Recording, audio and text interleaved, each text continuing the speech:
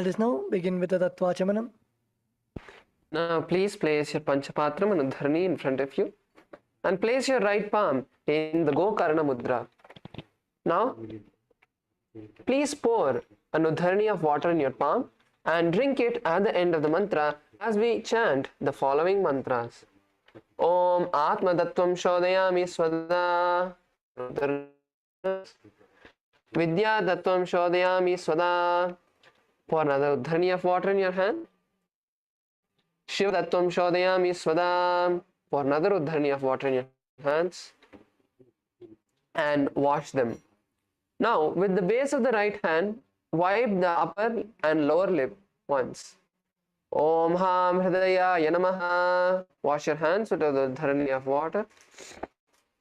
Now, with the index, middle, ring fingers of the right hand, touch above the upper lip and below the lower lip. Wash your hands with an Udharani of water. With the index finger and thumb, touch the right nostril, the left nostril, and with the ring finger and thumb, touch the right eye, right ear, left ear. Wash your hands with an Udharani of water. Now with the little finger and thumb, touch the navel, the right chest, the left chest, and with all the fingertips, touch above the head, the right shoulder, left shoulder, and heart center. Wash your hands with the Udharani of water.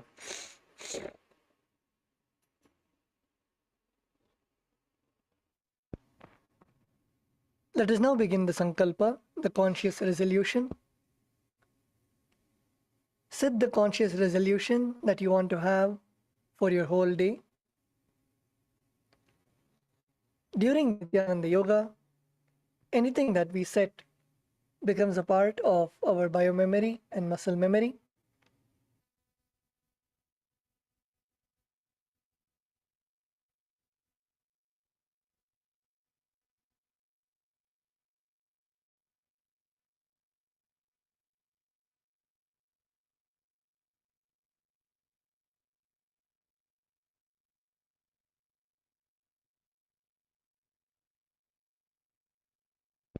Visualize yourself in a completely complete space without any patterns, incompletions, samskaras.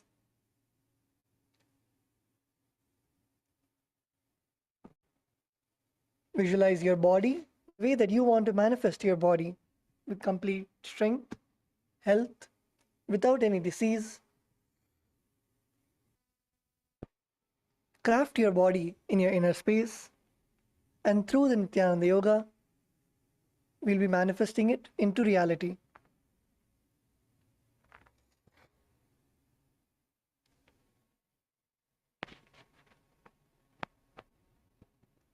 With this, let us now begin the Sankalpa.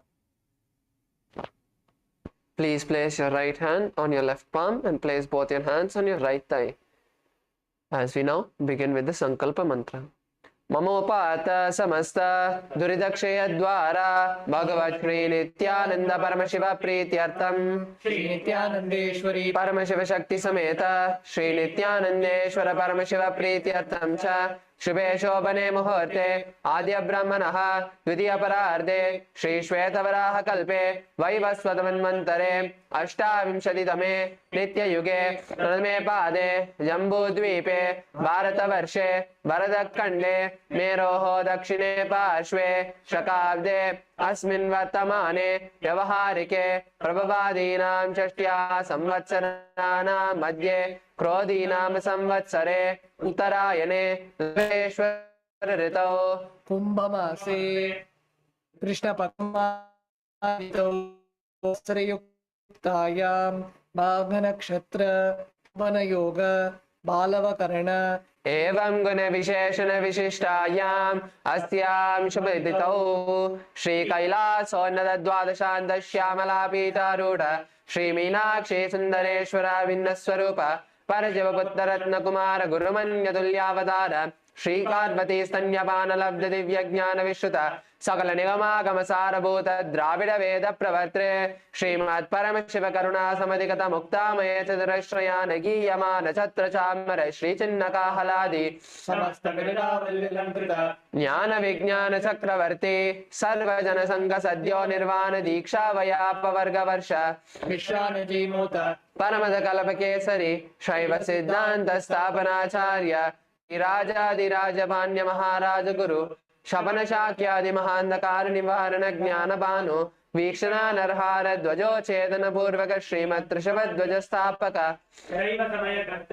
सर्वज्ञ पीठारूढ़ श्री जगद्गुरु श्री ज्ञान संबंध देशिक स्वामी वागीश सुंदर माणिक्य वाचक स्वामी अवतार भूत श्री ज्ञान संबंध स्वामी पुनरुद्धृत श्यामला पीठ सर्वज्ञ पीठ तृणवद्युत्तर द्विशततम गुरु महासन्निधान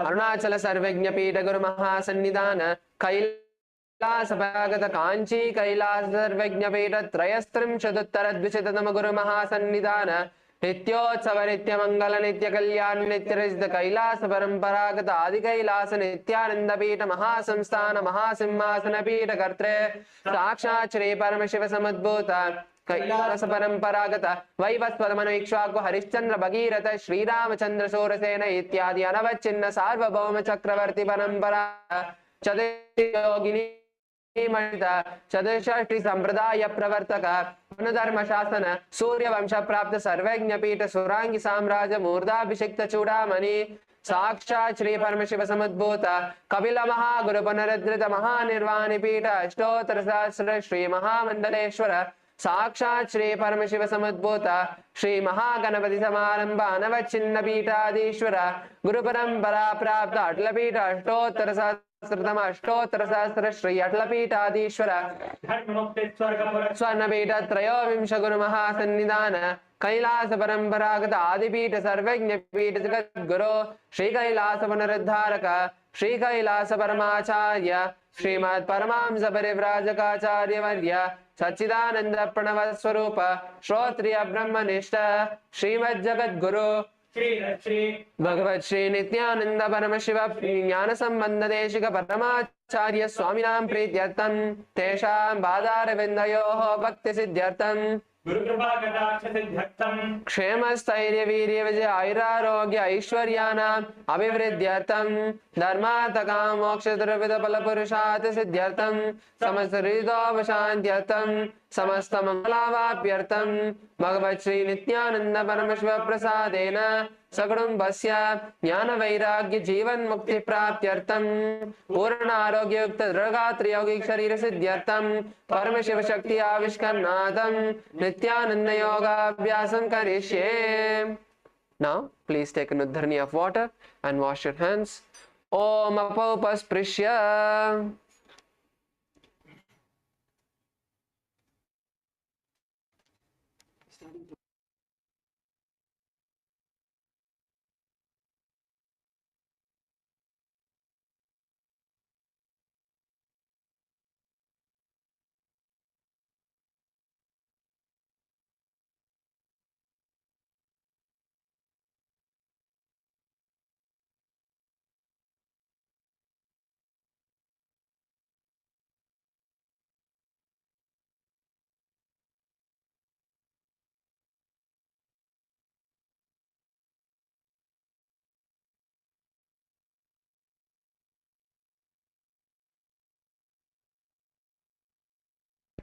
Now please put your Panchapatra and Udharni to the side and let us stand up on our mats.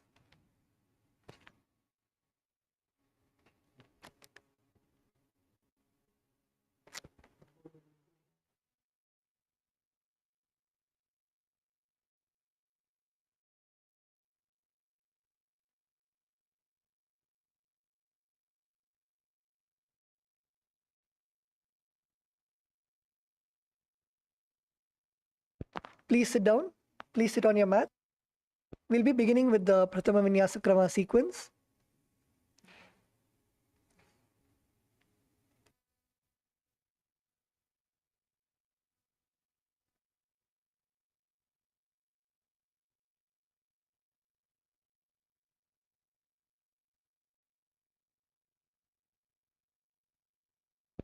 Please sit on your mats in Sukhasana. Sit in a comfortable position, cross-legged with your head, neck and spine in a straight line. Bring your index and thumbs together in the mudra.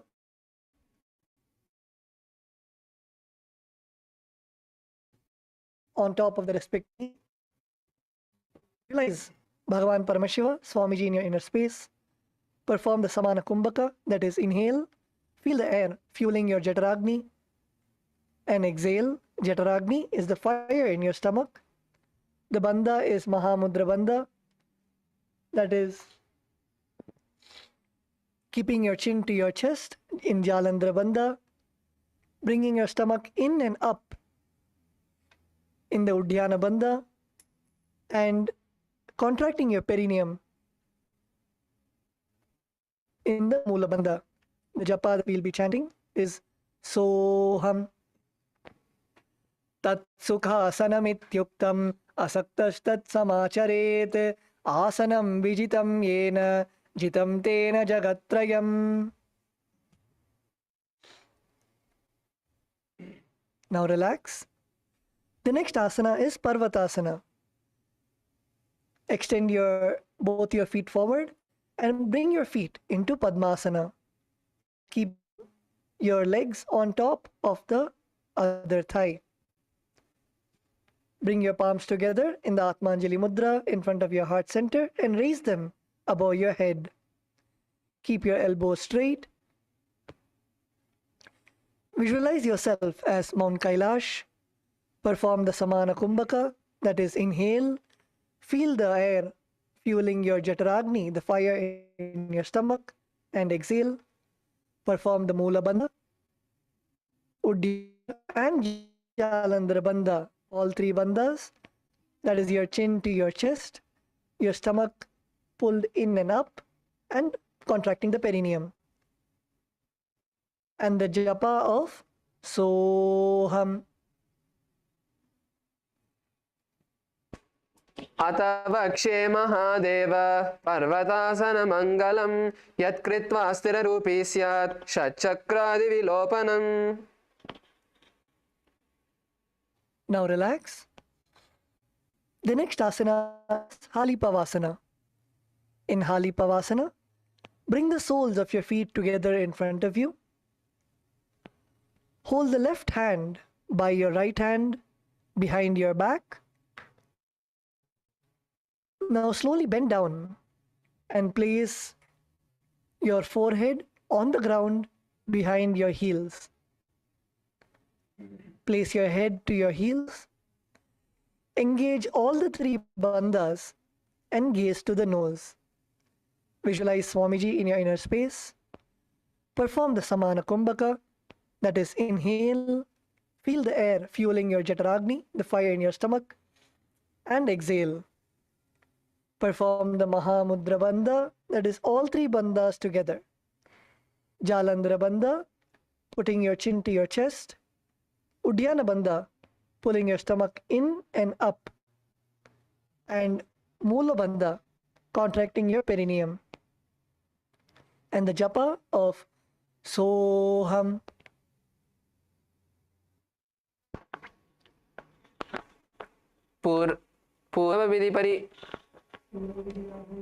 पूरब विधियाहु में जानो उभय पगतली संपुटटानो पिष्ट बचे दो वो कर लियावो दचन कर सो वाम गहावो पिष्टि हतेल्यांकी है जोई हंस सहित भूमि धरे सोई पुनिला लाटी भूप परिताने एडिया लगता माही आने.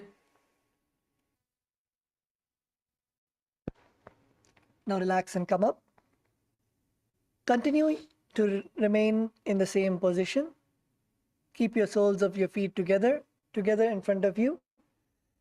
Now stretch your hands and cup your hands.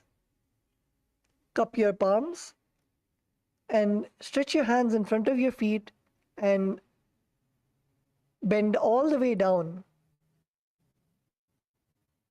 Letting your head touch your heels and your palms in front of you on top of your head. Engage all the three bandhas and the nose.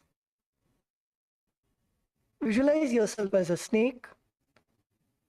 Perform the samana, that is, inhale.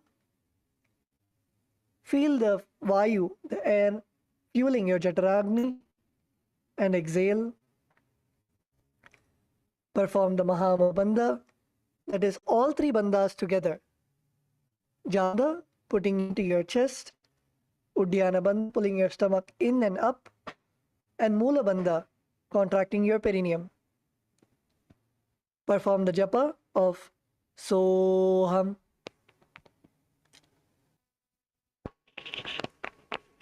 पूरब विधि परियागा नैने च होई कहो निपनस्यो लगाई हागाने दर्दे लगावे पसारे दो हाथ की अंजुलि करे भूयड़ी परि लगावे दृष्टि न सा अग्र आसन कौगुन शरीर बता जाई. Now relax, please come up. The next asana is Kokilasana. In this asana, stretch your legs in front of you. Hold the big toes with your index and middle fingers. Perform the prana mudra, that is, your index and middle fingers stretched out. Hold your big toes with the index and middle fingers. Stretch your legs out and upwards. Then cross your feet into Padmasana, bringing your opposite feet to your opposite thighs. Now lean forward and down onto your elbows. Visualize yourself as a bird. Perform the Samana Kumbhaka, that is, inhale, feel the air fueling your Jataragni, and exhale. Perform the Mahamudra Bandha, that is, all three bandhas. Jalandhara Bandha, bring your chin to your chest. Uddiyana Bandha, pulling your stomach in and up. And Mula Bandha, contracting your perineum. And the internal japa of Soham. अतान्यदासनं वक्षे येन सिद्धो भवेन्नरः अकस्माद्वायुसञ्चारं कोकिलाख्यासनेन च ऊर्ध्वे हस्तद्वयं कृत्वा तदग्रे पादयोः सुधीः. Now slowly come up. Release your legs from Padmasana and place one ankle on top of the opposite knee. Place your ankles on top of your opposite knee and hold opposite elbows with your hands. Now gaze to your nose. Visualize Swamiji in your inner space. And now slowly rotate your arms in a circle. Perform the Samana Kumbhaka, that is, inhale. Feel the air going to your Jataragni, the fire in your stomach, and exhale. Now change direction. If your hands were going in the clockwise direction, change direction. Perform the Mahamudra Bandha, that is, all three bandhas together. Jalandhara Bandha, putting your chin to your chest. Uddiyana Bandha, pulling your stomach in and up. And Mula Bandha, contracting your perineum. The internal japa of Soham. घोड़ा बामा पाद की आशमा हिली सोय दच चरण को वारि लौता परिगुल्प समोय वाम पाद गुल्प जाना तापरि घोड़ा दच की आमस बारली ठान बहुरी बुझा दो करके जोई कहुन्या लगता पकर सोई बुझ पसारे अर्ध करि रासे नासा दृष्टि वचन नहीं बासे.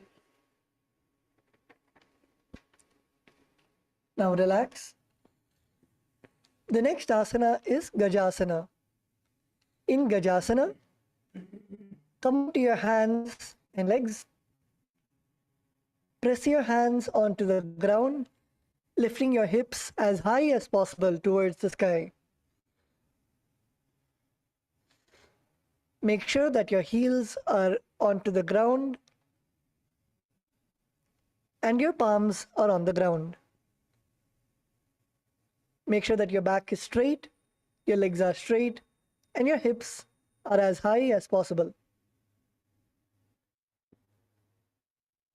Now slowly lower your head and then lower your chest, scooping your body forward and up. Again and again. Bend your elbows. Bring your face and chest all the way up to the ground and come back up. Scoop your body forward again and again. Visualize yourself as an elephant. Perform the pranayama of the samana kumbhaka. That is, inhale. Feel the vayu going to your jataragni and exhale. Perform the uddiyana bandha, that is pulling your stomach in and up, and the mula bandha, contracting your perineum, and the internal japa of soham.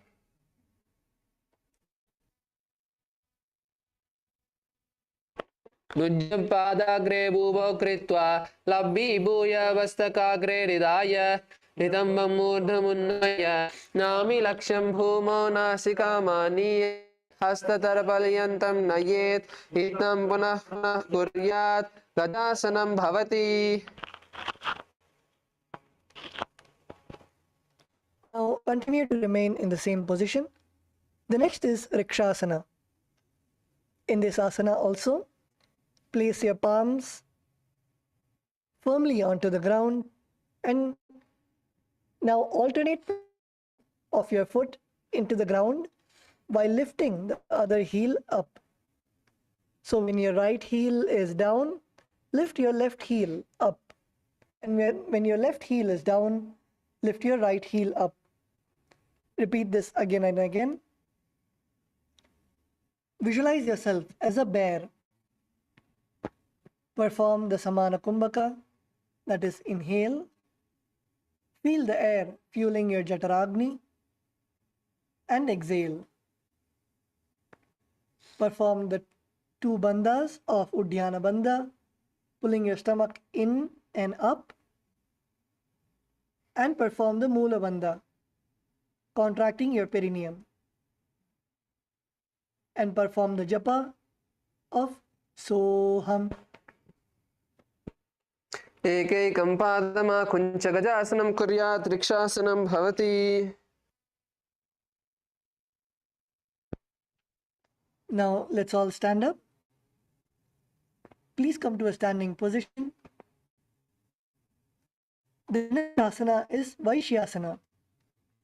In this asana, stand tall on the tips of your big toes. Keep your head, neck and spine in a straight line and perform the Hridaya Mudra. The Hridaya Mudra is bringing your index, middle and ring fingers to your heart center. Visualize Swamiji in your inner space. Perform the Samana Kumbhaka, that is, inhale. Visualize the air fueling your Jataragni and exhale. Perform the two bandhas of Uddiyana Bandha, pulling your stomach in and up. And the next is Mula Bandha, contracting your perineum. Perform the internal japa of Soham. केशेन पादयुगलं तद्वातिष्ठेत दोमुखः अथ वैश्याः वक्षे यत्कृत्वा सत्यवान् भवेत्.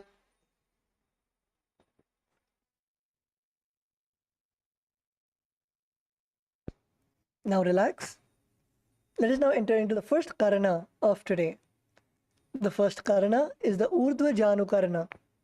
In this karana, stand with your heels touching your toes facing outwards at a 45-degree angle, and slowly bend your knees. Now keep both your hands on the chest, your elbows parallel to the ground. Now take your right knee towards the center of your body and raise it up and back across the body to the original position. Simultaneously, as your legs are going towards the center of your body and outwards, follow the same movement with your respective hand, raising it up and across the body. Now repeat on the other side. Continue doing this again and again on both sides. This is the Urdhva Janukarana.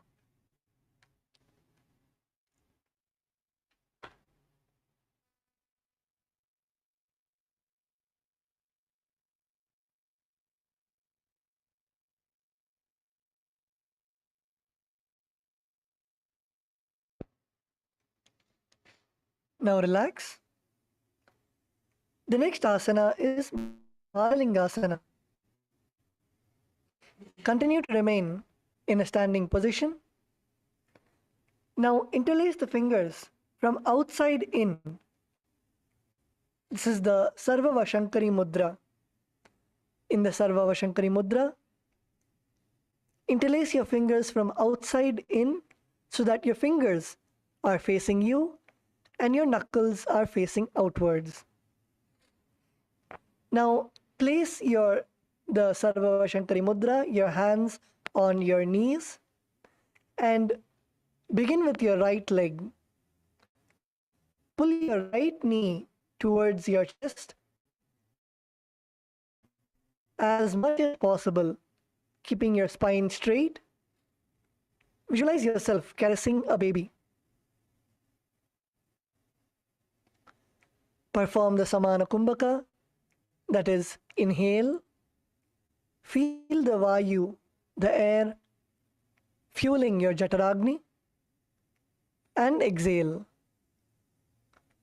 Perform all three bandhas, the Mahamudra bandha. So the first is Jalandhara bandha, tuck chin to your chest. The second is Udhyana bandha, pulling your stomach in and up. The third is Mula bandha, contracting your perineum. Gaze to a point in front of you, so you are standing stably without shaking. Perform the internal japa of Soham. Ekam janu urasi alingya satavyam bhalinganam bhavati.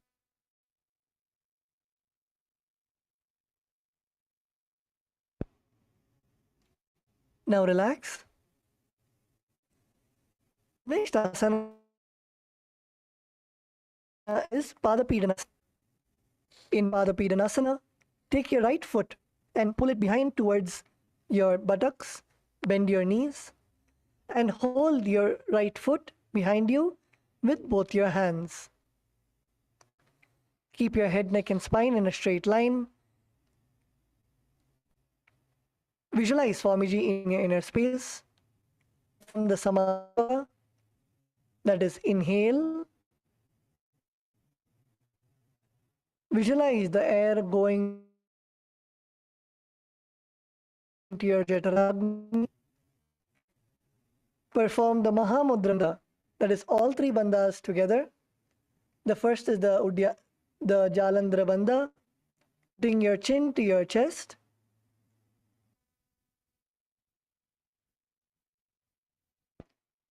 The second is Udhyana bandha, pulling your stomach in and up.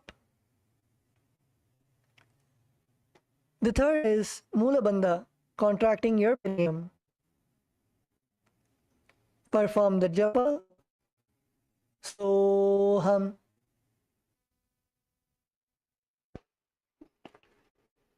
स्थित्वा अस्मिन् पादतले कराभ्यां वेष्टयेतनं पृष्ठे संस्थाप्य यत्नेन पादपीडनमासनम्. Now relax.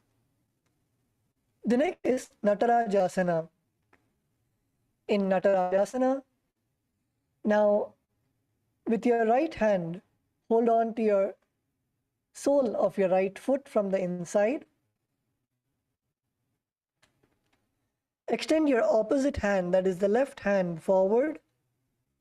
Keep the bindu mudra, your index and middle fingers together, and your other three fingers stretched out. Simultaneously, bend forward and pull the back and up. Lean forward. Extend your left arm in front of you. Keep your gaze where your left fingers are pointing. Visualize yourself as Bhagavan Nataraja, the dancing form of Bhagavan Paramashiva. Perform the Sammana Kumbhaka, that is, inhale. Visualize the air going to your Jataragni, the fire in your stomach, and exhale.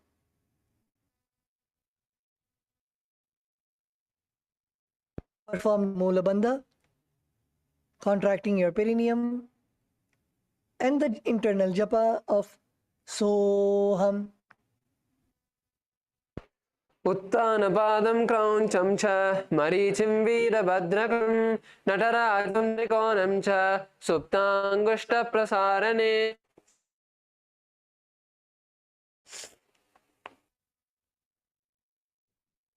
Now let us repeat all of these three asanas on the other side. The first is the Balalingasana. Your hands through Shankari mudra. Fingers from outside in.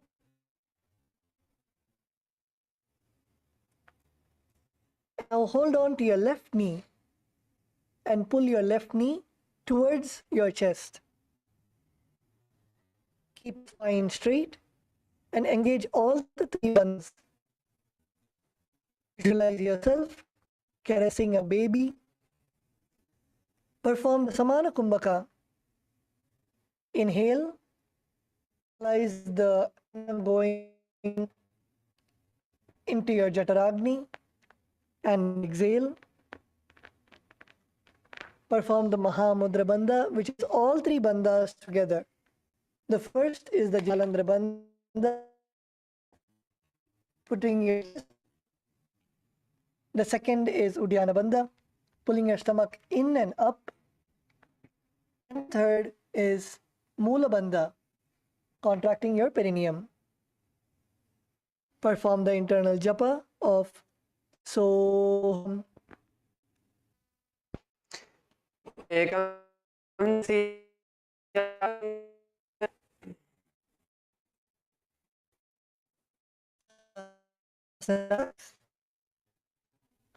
The next asana is the Vidasana. Now please take your left foot and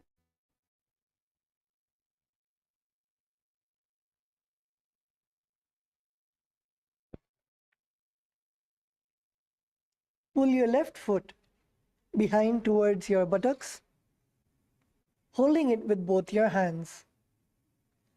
Keep your head and spine in a straight line and engage all three bandhas. Visualize Swamiji in your space. Perform the Samana, that is, inhale. Visualize the prana going into your Jataragni and exhale. The Mahamudra Bandha, the all three bandhas together. The first is Jalandhara Bandha, putting your chin to your chest. The second is Uddiyana Bandha, pulling your stomach in and up. And the third is Mula Bandha, contracting your perineum. Perform the internal japa of Soham. स्थित्वैकस्मिन् पादतले कराभ्यां वेष्टियेतनम्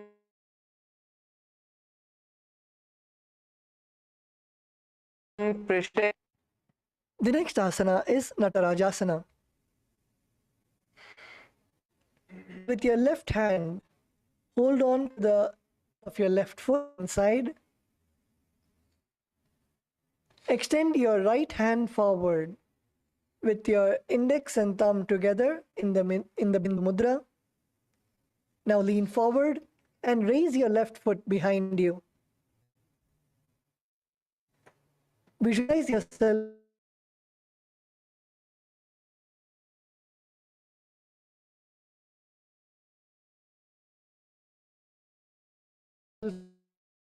as Bhagavan. Feel the air going to your Jataragni and exhale. Form the Mula Bandha, that is contracting your perineum, and the internal japa of Soham. उत्तानपादं क्रौञ्चं च हरीशं वीरभद्रकं नटराजं त्रिकोणं च सुप्ताङ्गुष्ठप्रसारणे.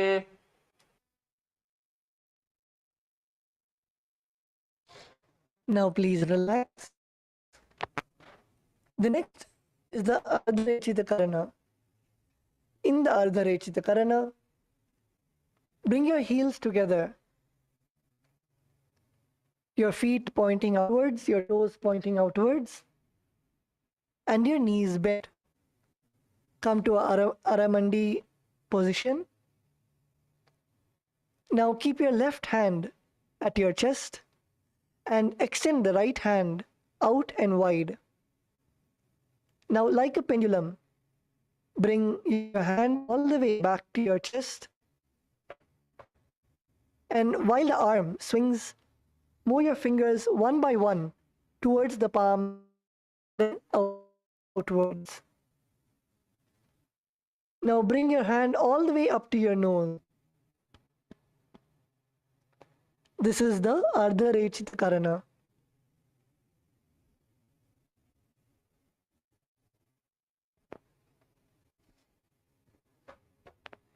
Now cross your other feet. Bring your left foot behind your right foot. And now alternate your hands.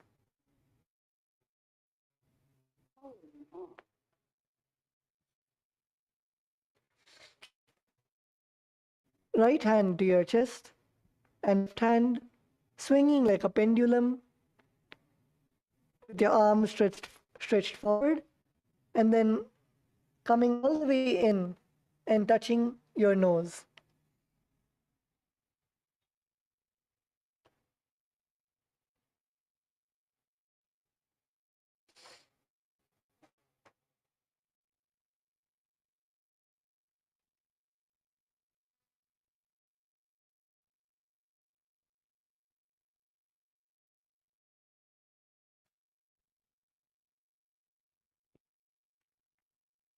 The next is the skeleton dance. Now continue to remain standing on your mats. Visualize yourself as a skeleton without any muscles, any flesh, any skin, just as a pure skeleton. Now shake your body intensely without any coordinated movements. Shake all of your joints, your knees, your shoulders, your elbows, your neck, your body intensely.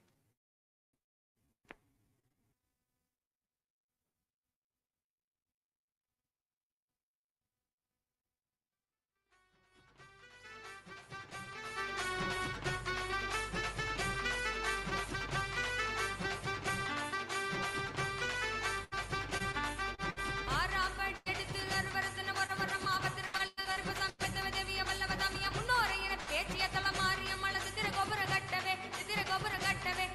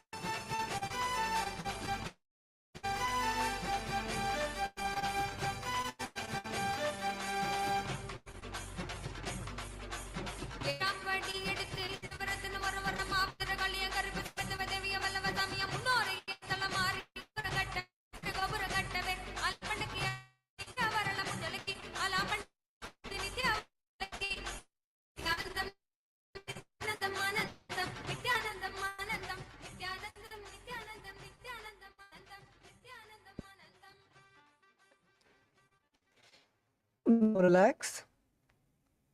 Stand still. Stop all the movement in the body. Continue to keep your eyes closed. Breathe in and out deeply. Inhale deep and exhale deeply. Feel the energy circulating around your body. Bring your awareness to your breath. Breathe as deep as possible, all the way until your knees. Inhale from your knees, all the way till your knees.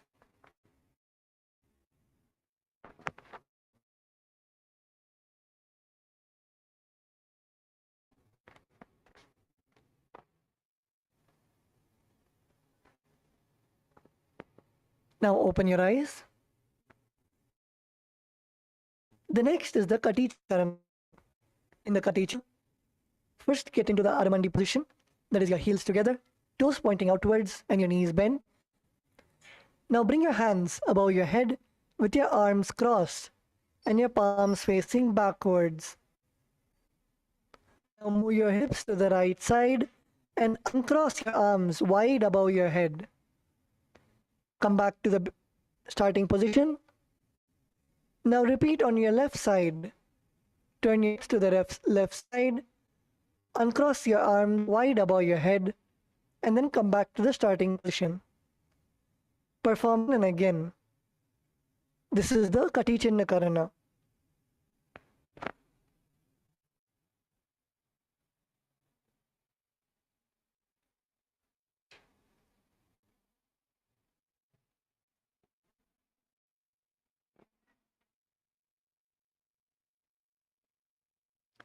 Now relax.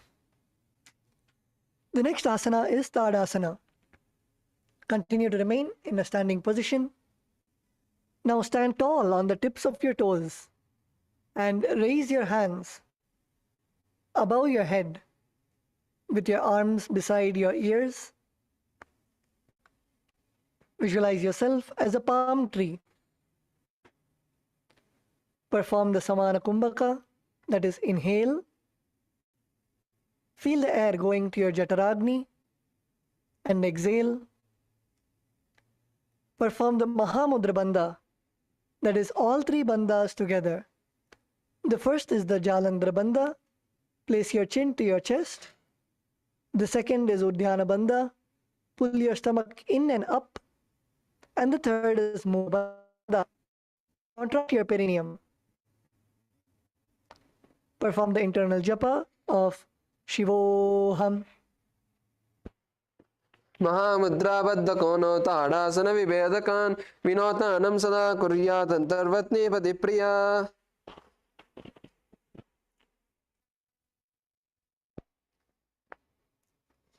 Now relax.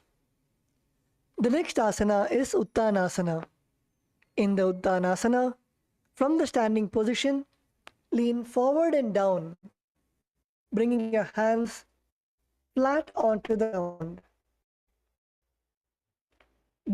Bend as much as possible.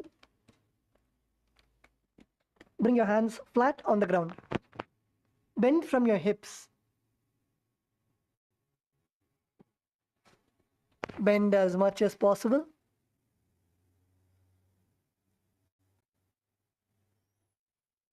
Engage all the three bandhas and bring your forehead towards your knees.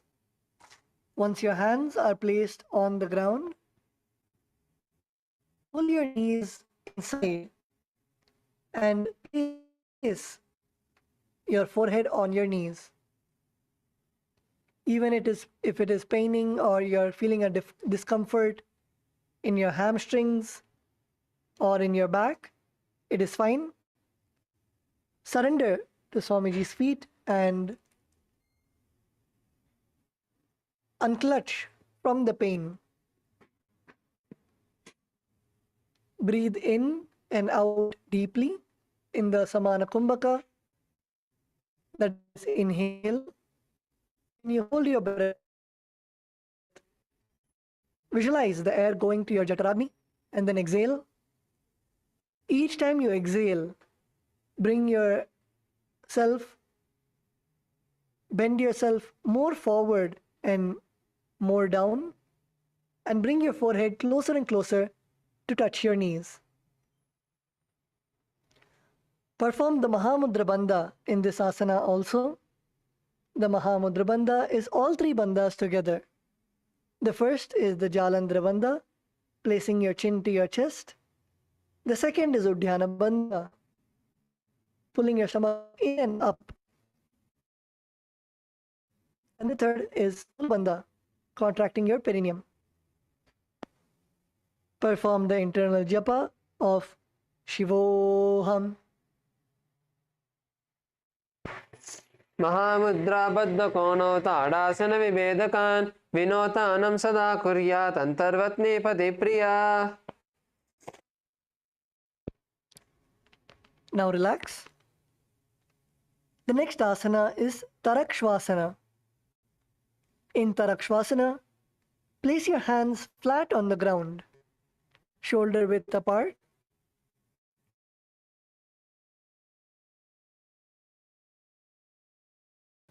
Now step your feet on the ground. Make sure that your back is straight. Now tuck your chin to your chest and rotate your head from side to side. Perform the Jalandhara Bandha. Place your chin to your chest and rotate your head from side to side, bringing your chin to your opposite shoulders. Visualize Swamiji in your inner space. Perform the Samana Kumbhaka, that is, inhale.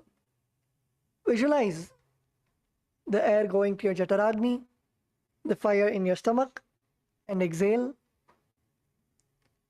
Perform the eternal japa of Shivoham. गजासनवस्थित्वा वारं वारं दक्षिणकक्षीं सव्यकक्षीं नयेत् तरक्श्वासनं भवति.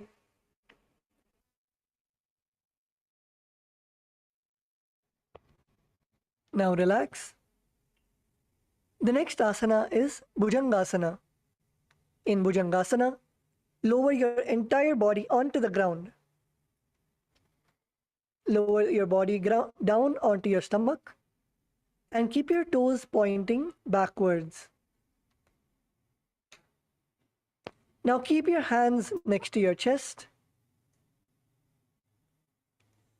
and raise your head up using the strength of your lower back. Do not lift with the support of your hands, but lift with the strength of your lower back. Keep your hands next to your chest just as a support. The mudra that you will be performing is the Bhujangani mudra, that is, open your mouth wide and inhale through the hollow of your throat.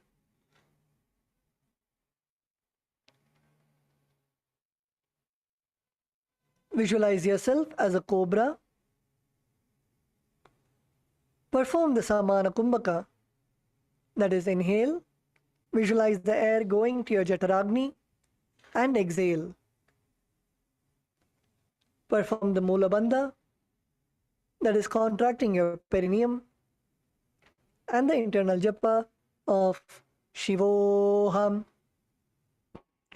अङ्गुष्ठनाभिपर्यन्तम् अधो भूमौ विनिन्यसेत् कराभ्यां चतुरां धृत्वा ऊर्ध्वशीर्षः पनीमहि देहाग्निर्वर्धते नित्यं सर्वरोगनिराशनं जागर्ति भुजगी देवी भुजङ्गासन साधनात्.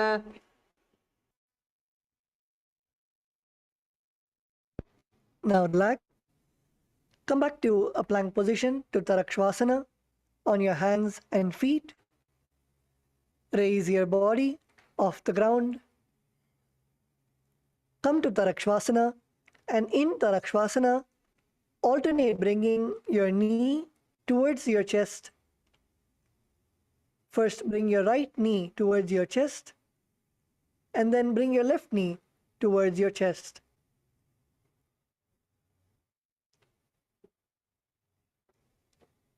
Feel your abdominal muscles contracting. as you bring your knees as close as possible to your chest. Visualize Swamiji in your inner space. Perform the Sahaja Kumbhaka, that is, inhale.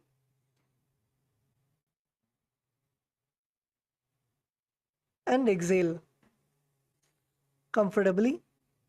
Perform the Mula Bandha, that is contracting your perineum, and the japa of Shivoham. गजासन संस्थितौ जानद्वयमा कुञ्च वारं वारं कर्तव्यं शशासनं भवति. Now relax. Continue to remain in the plank position in Tarakshvasana.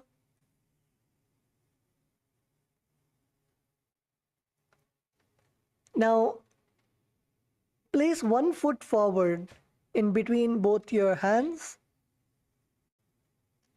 And simultaneously place one other foot in front of your hands, and the hands which were in between your foot which was in between your hands to the back. Continue to alternate again and again. This is the Rathasana. Visualize yourself as a chariot. Perform the Sahaja Kumbhaka, that is, inhale and exhale comfortably. Perform Mula Bandha, contract perineum, and the japa of Shivoham. गजासन संस्थितौ एकैकं पादं पुरोमार्गेण भ्रामयित्वा कर्तव्यं रथासनं भवति.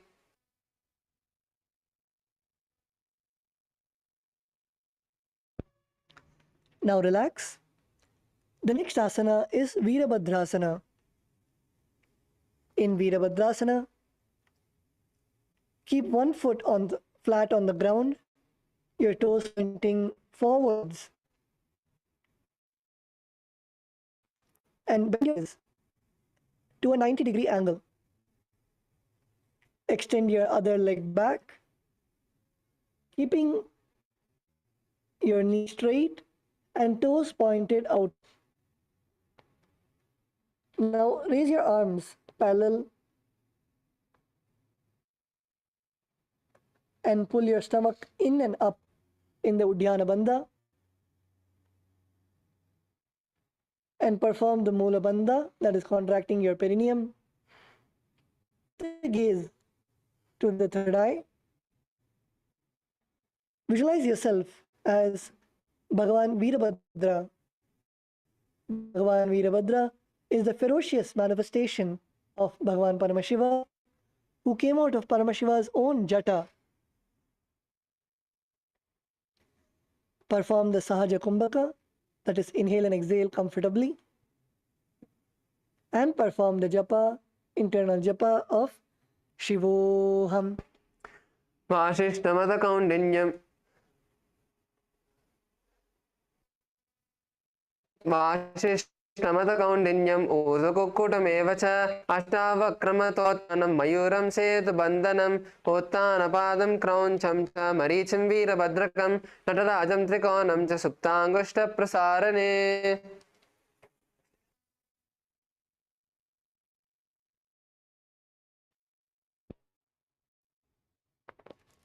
The next is Virabhadrasana on the other side.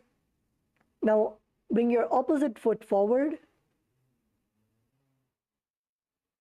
your toes pointing forwards, and bend your knees to a 90-degree angle.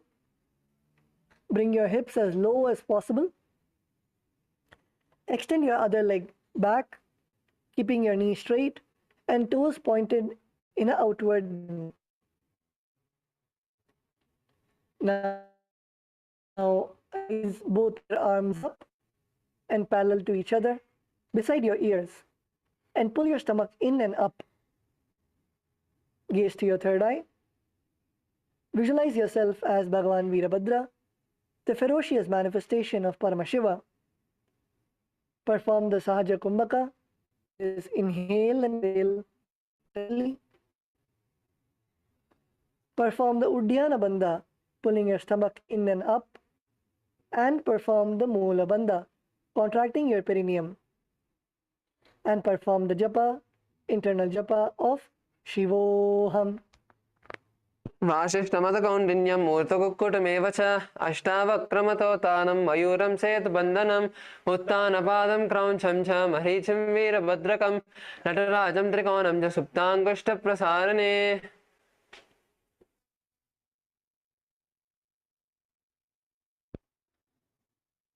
Now relax and come to a standing position. The next asana is in Vrikshasana. Stand tall and bring one foot to your inner thigh.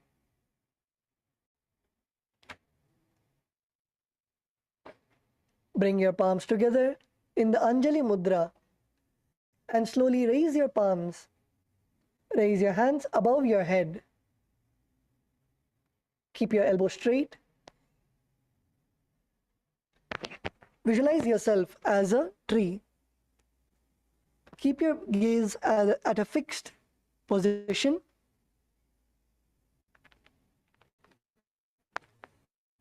Perform the Kumbhaka, that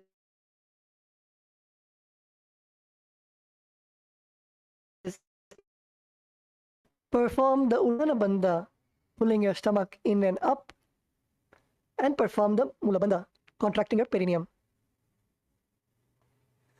And perform the internal japa of Shivoham. वामोरमूलदेशे च यां यं पादं निधायतो तिष्ठेतु वृक्षवद्भूमौ वृक्षासनमिदं विदुः.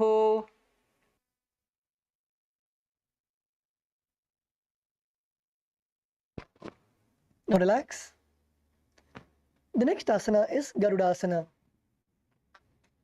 In garudasana, stand tall and bring your foot to your opposite hip.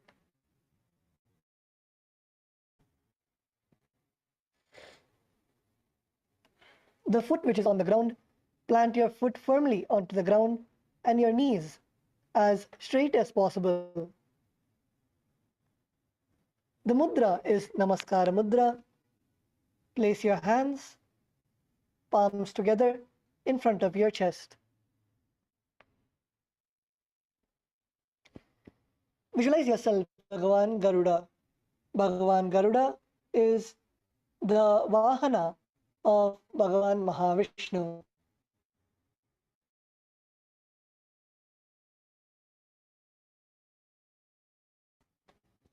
Comfortably. Perform the Mula Bandha, contracting your perineum, and the internal japa of Shivoham. गरुडासनमावक्षे येन ध्यानं स्थिरं भवे सर्वदोषाद्विनिर्मुक्तो भवति महाबली एकपादमुरो बत्वा एकपादेन दण्डवत् जङ्घापादसन्धिदेशे जानुव्यग्रं व्यवस्थितम्. Now let us perform both these asanas on the other side. The next asana is Vrikshasana. In Vrikshasana, now bring your other foot to your inner thigh.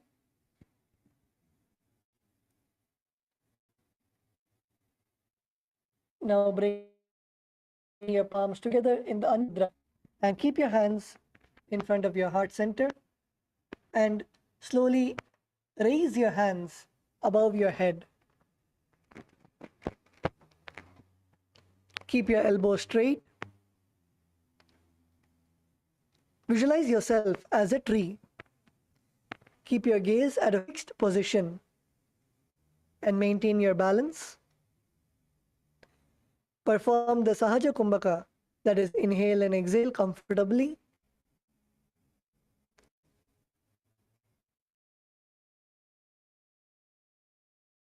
Perform the Uddiyana Bandha, pulling stomach up, and the Mula Bandha, contracting your perineum.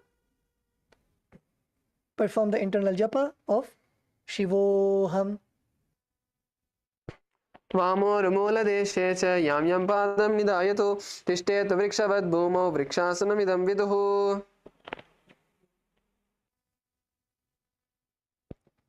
Now relax.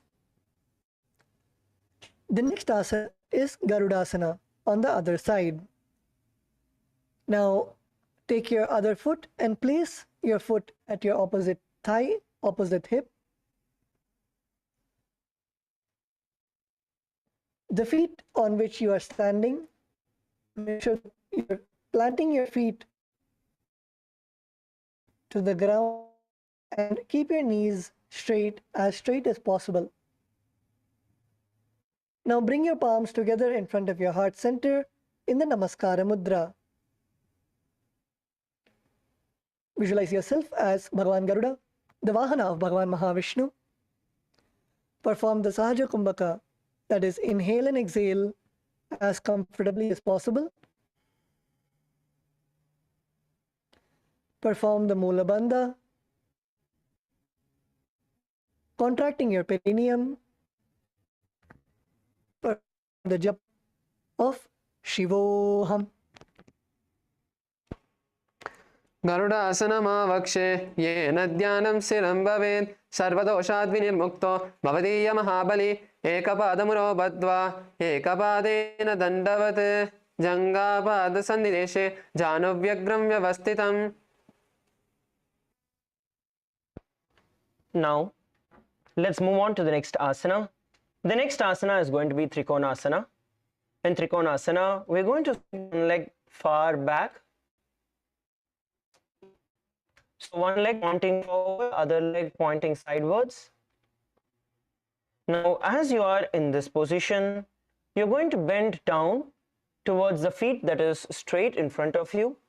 You're going to bend down all the way, touching the floor with your hand, and the opposite hand going towards the sky, and look up. Bring your gaze up towards the sky. In this position, try to place your palm completely on the ground if you can. If you're not able to go all the way down, you can place your hands on your calf or on your knees, however you are, whichever is comfortable for you, and slowly pull yourself down towards the floor, supporting yourself, and visualize yourself as a triangle in your inner space with the internal japa Shivoham. उत्तानपादं क्रौञ्चं च मरीचिं वीरभद्रकं नटराजं त्रिकोणं च सुप्ताङ्गुष्ठप्रसारणे. Now, please come back to this position. This position, we are going to do the same Trikonasana on the other side. Now, stretch your feet out on the other direction. Stretch your feet out on the other direction. One leg facing forward, one leg facing the side. Now, bring your hand parallel to the ground, bring your hands out parallel to the ground, and bend down towards the feet that is pointed in front of you. Bend down, and the other hand raising up straight. Look up, gaze towards the sky. Gaze towards the sky. Now, if you need assistance, you can place your hands on your calves or on your knees, foot of your legs, and slowly bending down. Visualize yourself as a triangle in your inner space. The internal japa Shivoham. उत्तानपादं क्रौञ्चं च मरीचिं वीरभद्रकं नटराजं त्रिकोणं च सुप्ताङ्गुष्ठप्रसारणे. Slowly come back to the standing position. Please come back to the standing position. The next we are going to be performing Nikuta Karana. As you are standing in that posture, your feet together, toes apart. Now, in this position, you're going to lift one of your feet up and then stomp it onto the ground. As you switch the hands, the position of your hands in front of your heart, let us perform the Nikutaka Karana. Please ensure there is a slight bend in your knee throughout the entire motion.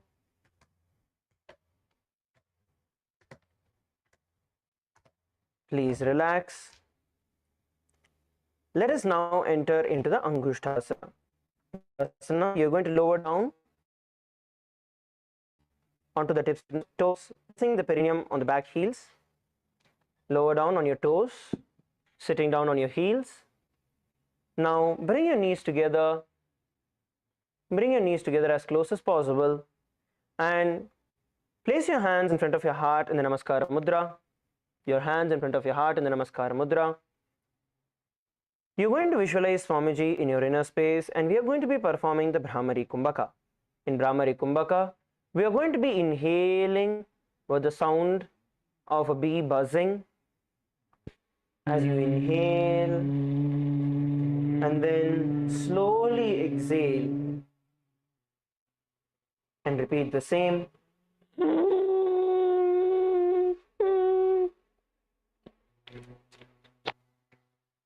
If you are unable to hold in this position, you can place your knees on the ground, but please sit on top of your toes. Perform the internal japa Sadashivoham.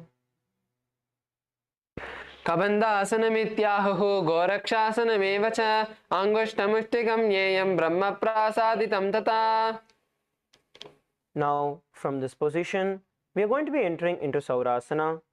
As we are seated on the tips of our toes, you're going to extend one leg straight in front of you, the heels down and the toes facing up. Now place your fingers onto the ground by the sides, palms facing forward. Palms facing forward. Place your hands on both the sides of your hip, palms facing forward, and one leg stretched out in front of you, heels on the floor and knees up. Let us perform the asana, the Saurasana. Please hold this position. Visualize Swamiji in your inner space and the internal japa Sadashivoham as we perform the Brahmari Kumbhaka.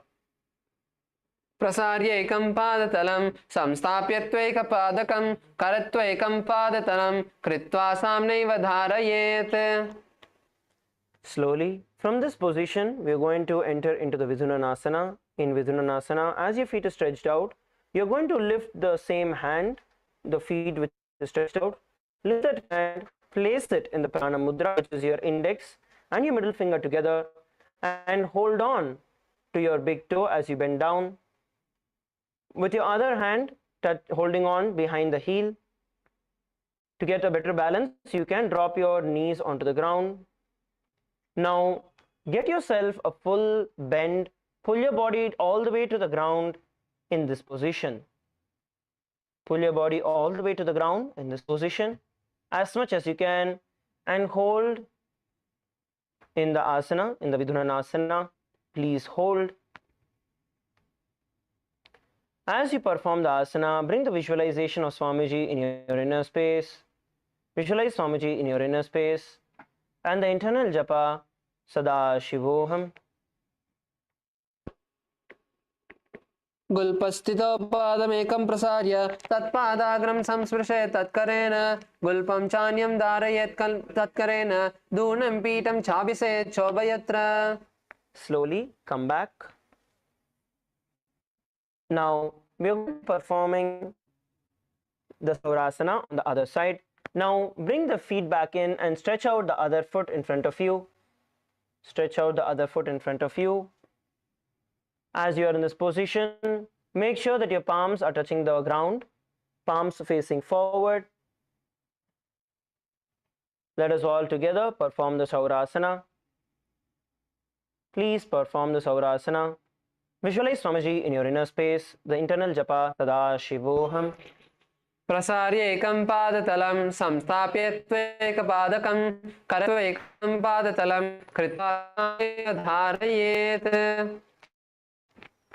Now from this position, let us now hold on to the big toe of the leg that is stretched out with the same hand. Please place your hands in the Prana Mudra, having your index and middle finger together, and hold on to your big toe. The other hand holding on to the heels behind you. You can place your knee onto the ground. In the same position, place your knee on the ground as you hold on to the heel and bend down all the way to the ground in Vidasana and hold here for a few seconds. Hold here for a few seconds. Visualize Swamiji in your inner space and the internal japa Sadashivoham. गुल्पस्थितौ पादमेकं प्रसार्य तत्पादाग्रं संस्पृशेत् तत्करेण गुल्पं छायं धारयेत् तत्करेण नूनं पीठं छाविसेत् शोभयत्. All of you can relax, come back to sitting on top of your toes. Please sit on top of your toes. Now as you are sitting on top of your toes with your butt on the perineum, on your heels, now you're going to be placing the back of your hands resting on the sides of your knees. Have a slight gap between your knees. Have a slight gap between your knees. Your toes continue to be together. Only the knees are separated. The toes are together. Knees are a little bit stretched out. Now place your palms on your knees, palms facing upward. We are now going to be performing the Jalandhara Bandha as we do the Brahmari Kumbhaka. So first inhale, making the sound of a B. Once you inhale completely, you're going to enter into the Jalandhara Bandha, bringing your chin to the chest and locking the breath inside you as long as possible, as comfortably as possible. And when you're no more able to hold on the breath, slowly release the Jalandhara Bandha and exhale through your nose and repeat it again. During this whole period, visualize Swamiji in your inner space and the internal japa Sadashivoham. दो पनापानी होय वैसे एड़ी दो गोड़ा निवेसे कोरपक तलिया की माहिली ice माहेरा से मिली दो गोड़ा आगे आने सुदो करी ऊंचा लेटाने हस दोले ऊपरी धरे उबे हथेली सुधी करे. Slowly. From this asana, we are going to enter into the Kapilasana. We are going to now drop our feet onto the ground from previous asana, from the Brahmajarankushasana. You just drop your feet onto the ground. Now, have your knees stretched out as wide as possible. Stretch out your knees as wide as possible. Your toes together, you seated on your heels. Perineum on your heels, seated on your heels. Now, place both your hands, your palms on top of your knees. Place both your palms on top of your knees. Continue to be seated on top of your heels. Now, we are going to be performing the Udhyana Bandha after we do the Brahmari Kumbhaka, which is inhaling with the sound of a B, then exhaling. Once you exhale completely, then you're going to perform the Udhyana Bandha by pulling your stomach in and up and holding as long as you can. And once you relax, again you're going to inhale by creating the sound of a B in your inner space. You're going to visualize yourself as Kapila Mahamuni. Let's all perform the Kapilasana. Inhale, making the sound of a B. And exhale completely. Now, let us pull our stomach in and up in the Udhyana Bandha. Visualize sage Vashishta in our inner space with the internal japa Sadashivoham. उबे पगतली समट हरावे तिनकी माहिली core मिलावे पनापान ओकड़ होय वैसे एड़ी दो जोनी निवेसे गोड़ा दो भूमि लगावे समशरीर निकाट हरावे हस्त दोले ऊपरी धरे उबे हथेली सुधी करे. Now, we are going to perform the Bhadragorasana being seated in the same position. We are now going to shift our gaze towards the third eye. Performing just the Brahmari Kumbhaka, we are not going to do the Udhyana Bandha in this, just perform the Brahmari. Visualizing Swamiji in your inner space. In the internal japa, Sadashivoham.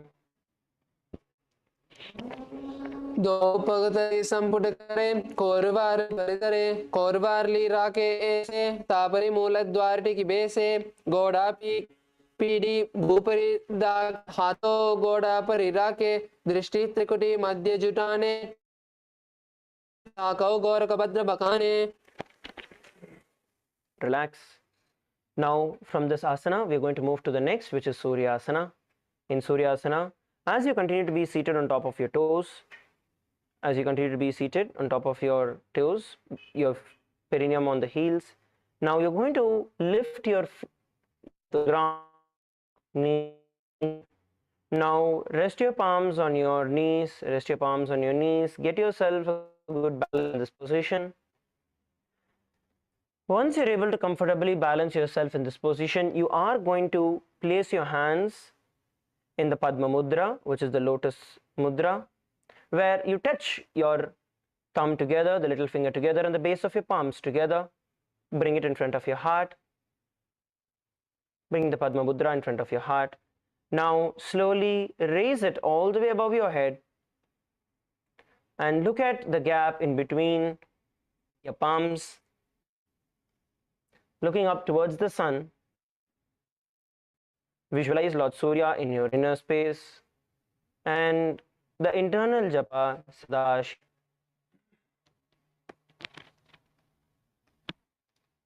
AD दो गुड़ातरियाने पनापाने बेटक पुनिटाने गोदा जंग other करे रहे आड़े balm इसी विधि गहे दो न तारे कमल अंगुली दारे पौहना मदि छिद्र पुनिताने छिद्र विषय पुनि दृष्टि जुआने.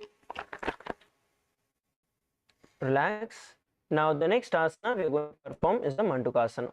In Mandukasana, you are going to sit with the toes flat and the perineum on the heels. Toes flat, as you can see. You're not going to be keeping your toes up straight. You're just going to keep it flat, and then you're going to sit on top of your heels. Now keep your hands on top of your knees. Hands on top of your knees, and lift the tongue towards the upper palate of your mouth. Place your tongue touching the upper palate of your mouth. Now you're going to visualize yourself as a frog in your inner space, catching the drops of nectar that is dripping from your Sahasrara chakra in your inner space. While doing this, you're going to perform the internal japa Sadashivoham. पादतलो पृष्ठदेशे अंगुष्ठे द्वे च संस्पृशेत् जानयग्मं परस्कृत्य साधयेन्मण्डूकासनम्. Now we're going to be performing the Uttana Mandukasana, being seated in. We are now going to keep our hands on the back, holding to the opposite sides of our shoulder and pressing the side of our head with our elbows. Pressing the head with our elbows. In this position, you're going to continue to visualize yourself as a frog in your inner space, catching the drops of nectar that from your Sahasrara chakra with your frog-like tongue. Let us also perform the Sahaja Pranayama, where you just inhale and exhale in comfortable position. Once you exhale, pull your stomach in and up into the Uddiyana Bandha with the Sadashivoham. मंडूकासन मध्यस्थं कूर्पराभ्यां च शिरः तदुत्थानम् एतदुत्थानमण्डूकम्.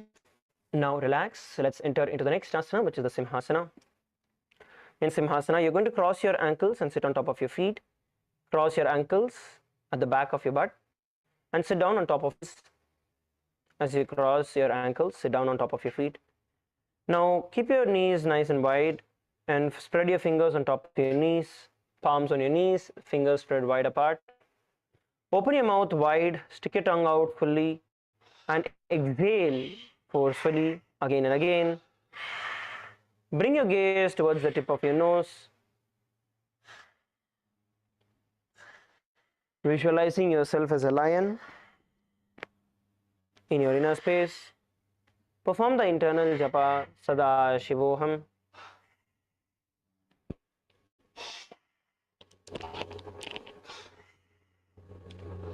दक्षिणं सव्यगुल्पेन दक्षिणेन ततेतरं हस्तौ च जान्वौ संस्थाप्य स्वाङ्गुली च प्रसार्य च व्याक्तवक्तो निरीक्षेत नासाग्रं सुसमाहितं सिंहासनं भवेदेतत् पूजितं योगिभिः सदा. Please relax. Let's enter into the next asana. Please sit on your heels. Wide apart.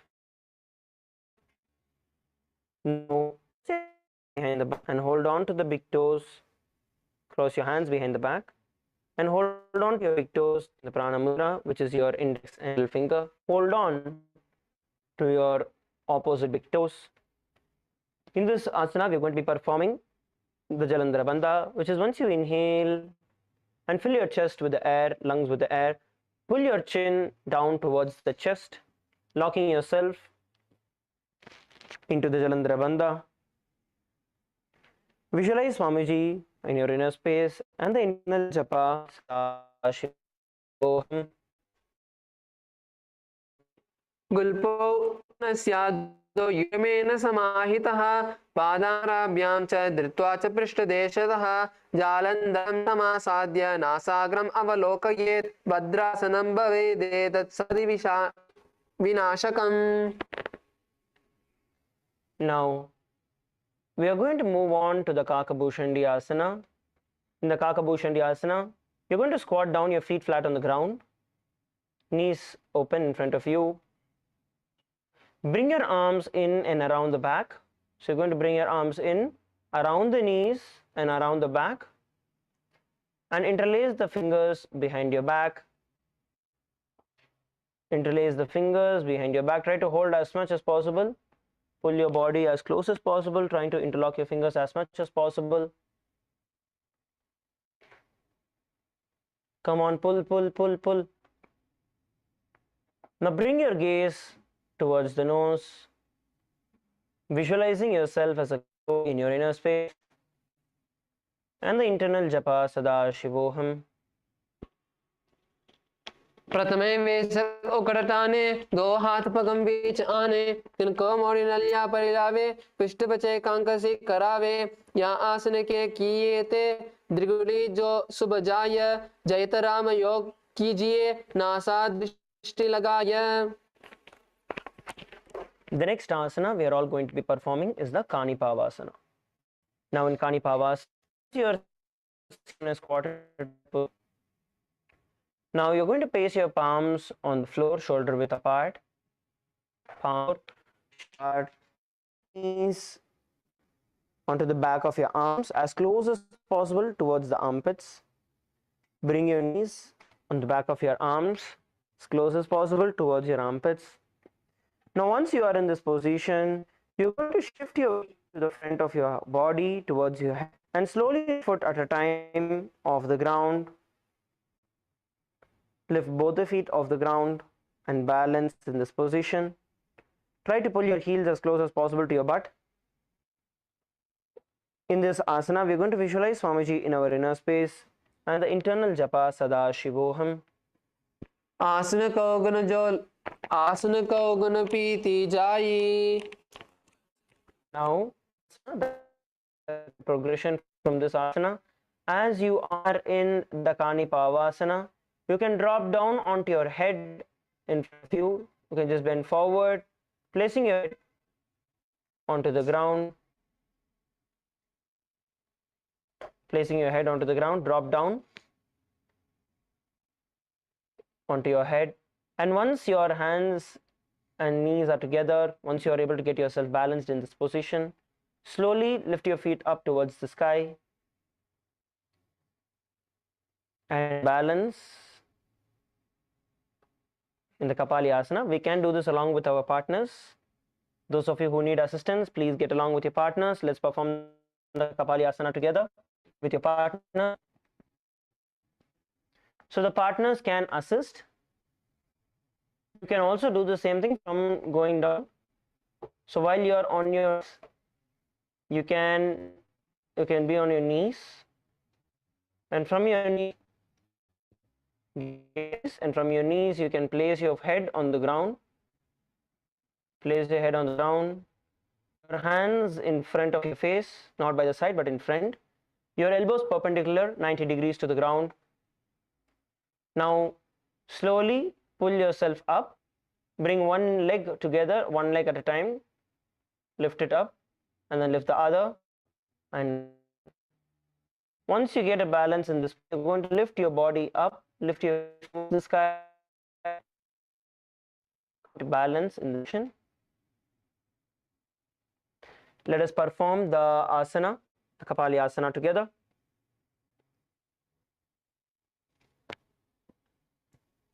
Perform the Kapali asana together.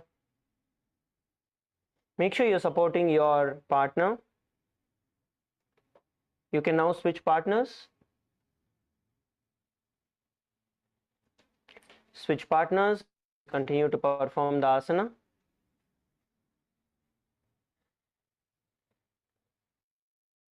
Bring your head onto the ground, your palms in front of your face, elbows 90-degree perpendicular to the ground.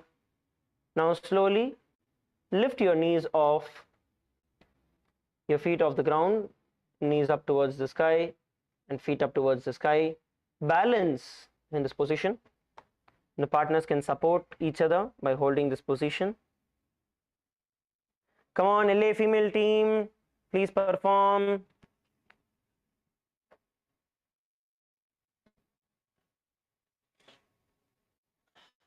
LA female team, let's all perform the asana together. Kapali asana. Lift your feet up, get into a headstand. Visualize Swamiji in your inner space and the internal japa Sadashivoham. शीश शीशा धरती ते की पग दो वो मिलिवा ऊंचा कुकरे पगतली आकाश दिश सुमन रासे दो हाथाल की हथेली दो पाशत्या धरती ते को ऋषिना आसा अग्र आसन का उग्न रहे कपाल आसन जाम बाल होई. Okay, relax, please relax.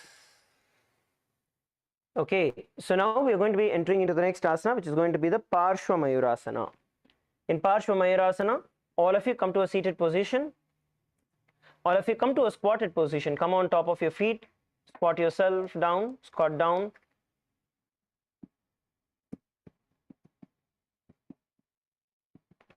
Please enter into a squatted position. Now, as you are in a squatted position, you're going to twist your body to one side. Twist your body to one side, as you can see. Twist your body to one side.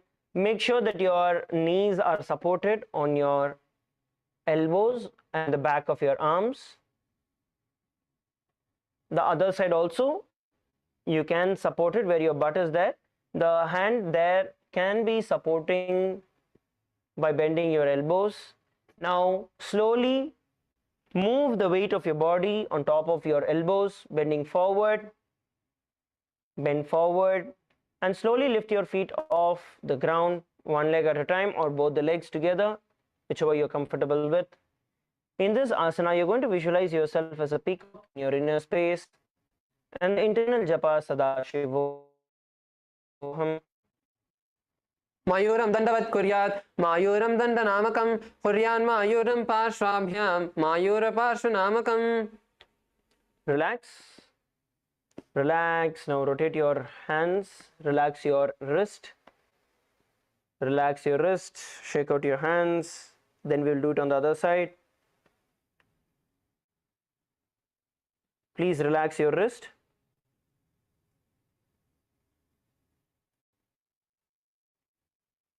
Shake your hands out.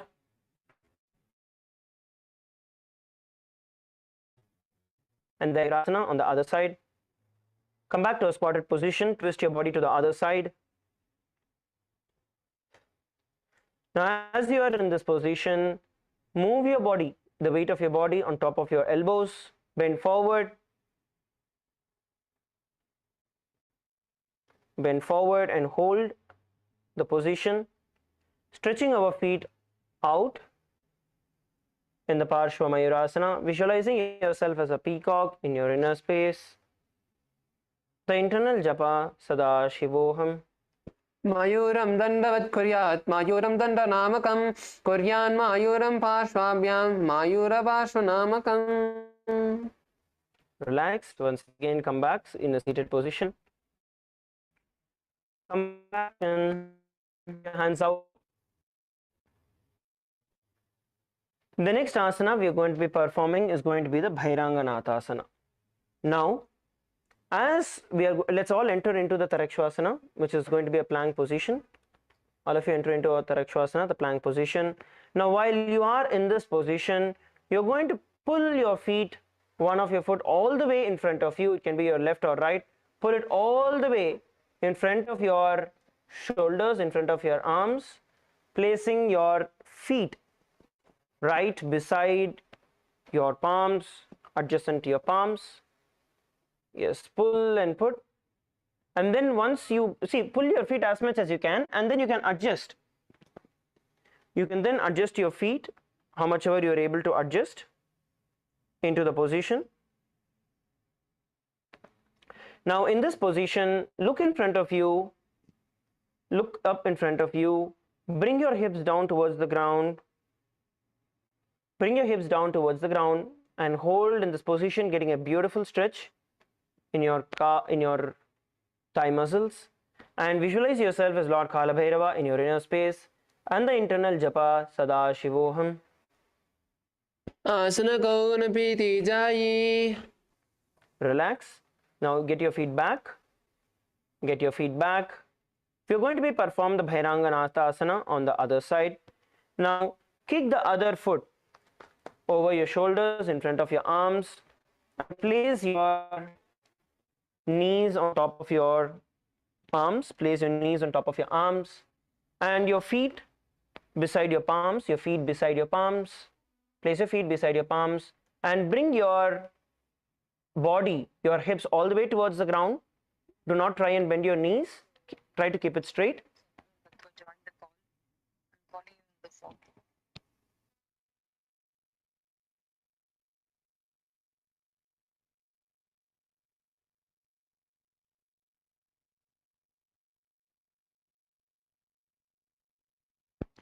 Now, as you are in this asana, you're going to visualize yourself as Lord Kala Bhairava in your inner space and the internal japa Sadashivoham. Asana Kaugana Piti Jayi.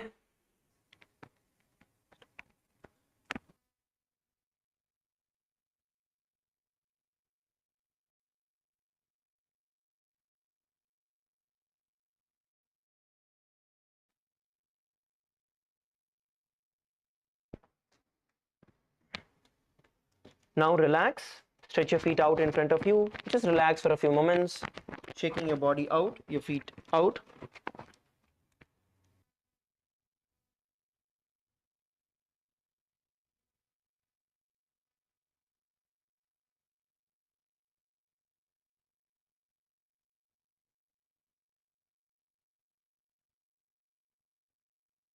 Yes.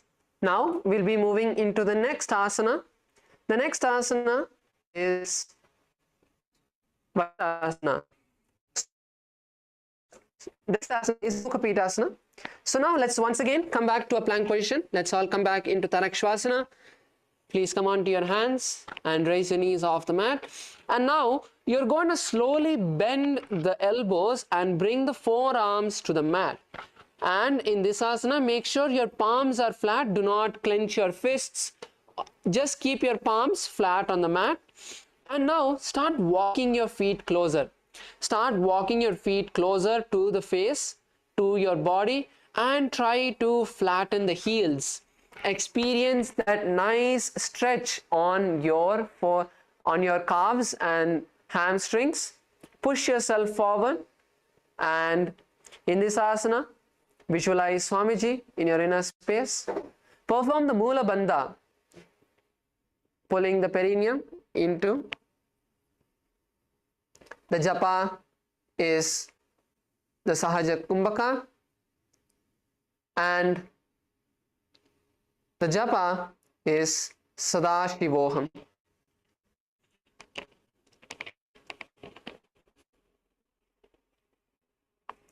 Bonyastau januni hastau chatushpadamavanmukam uttapitangri yugala katistalama bhiruka.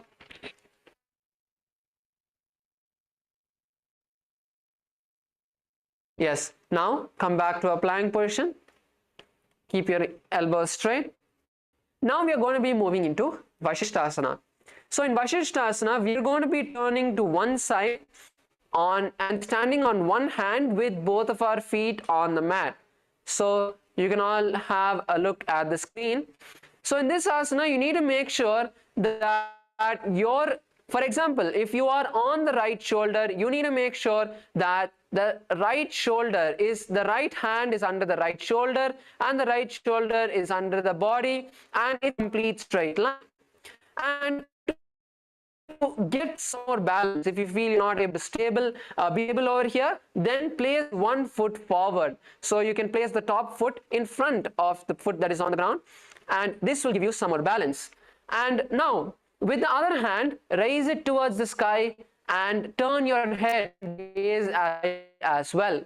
So let's perform this asana, requesting all the participants to get on to your right hand, and you can all once again place your right hand on the mat, gaze on to the hands, sit in the knees, and don't slouch or arch your hips. Do not slouch or arch your hips. Keep them in a straight line to your feet. Raise the other hand towards the sky and start visualizing Swamiji in your inner space. Continue to hold the Sadashivoham japa. ऊर्ध्वकुक्कुटवासिष्ठ मरीचिहलमत्स्यकं परिवृत्तिं चोदरस्य विविधं धनुरासनम्. Relax, relax. Take a moment to turn to the opposite side. Let's now perform the same asana on the left side.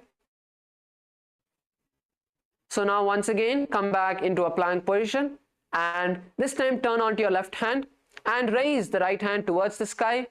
Continue to keep the gaze towards the sky as well, and keep your bodies in a straight line as you visualize the great sage Vasishta, the author of the Ramayana, in this asana. And continue to perform the Sahaja Kumbhaka, the easy breathing, as we perform this asana. ऊर्ध्वकुक्कुटवासिष्ठ मरीचिहलमत्स्यकं परिवृत्तिं चोदरस्य विविधं धनुरासनम्. The next asana is the Anjani asana. Please be seated with your legs straight, stretched in front of you. Keep your back. Tuck your hands under your buttocks.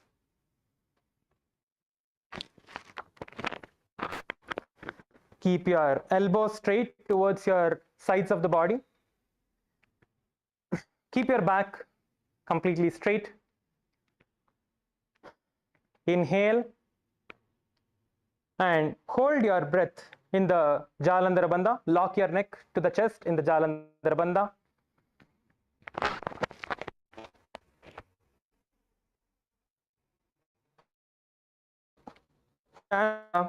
Mahasadashivoham.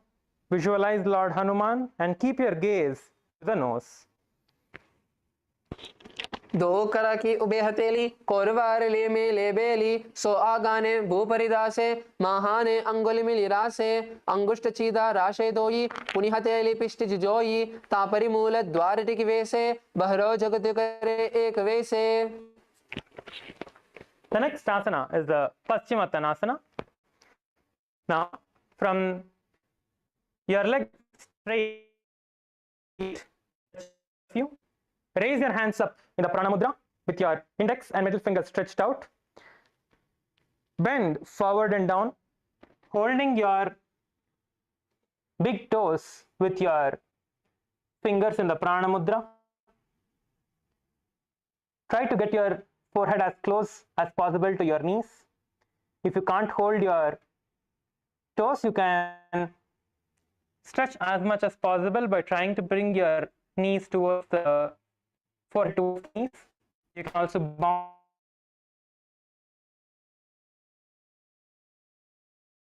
yourself up and down a little bit.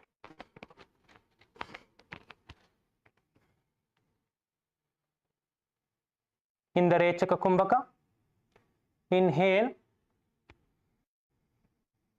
Do the Jalandhara Bandha, tucking your chin to the chest. Now exhale, sucking your stomach in and up in the Uddiyana Bandha and tightening your perineum region in the Mula Bandha. And let us now perform the Paschimottanasana.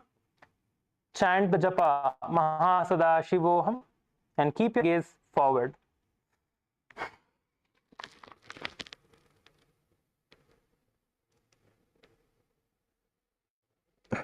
जानु परिललाटं तो पश्चिमतानमुच्यते येन केन प्रकारेण सुखं दार्यं च जायते. Next is the Ugrasana. Seated in the same position, in the same posture. Place fingers behind as demonstrated by the Acharya. Inhale and exhale in the Rechaka Kumbhaka. Inhale deeply. Tuck your neck in the Jalandhara Bandha towards your chest. Exhale now. Suck stomach in and up in the Uddiyana Bandha. Bend forward and down, bringing your forehead towards the knees as much as you can. Visualize the Kali, goddess Kali, in your inner space, ferocious form of goddess Kali, and Chandra Mahasada-shivoham. स्वपानिभ्यां धृतं धृत्वा झानु परिशिरोन्यसेत् आसन उग्रमिदं प्रोक्तं भवेदलिलदीपनं देहावसानहरणं पश्चिमोत्थानसंज्ञकं य एतदासनं श्रेष्ठं प्रत्यहं धारयेत् सुधीः वायुः पश्चिममार्गेण तस्य सञ्चरति ध्रुवम् एतदभ्यासशीलानां सर्वसिद्धिप्रजायते तस्माद् योगी प्रयत्नेन साधयेत् सिद्धमात्मनः उपनीय प्रयत्नेन नयस्य कस्यचित् येन शीघ्रं मरुत्सिद्धिर्भवेत् दुःखोगनाशिनी. Relax from the Ugrasana. Relax from the Ugrasana. Okay. Now lift one knee up and bring your soles of the feet towards the perineum. Take your right hand in and back, and your left hand reach your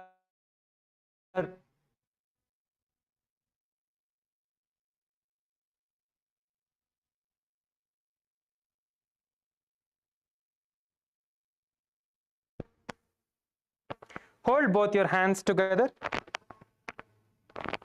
behind you. Try to get your forehead as close as possible to your knees.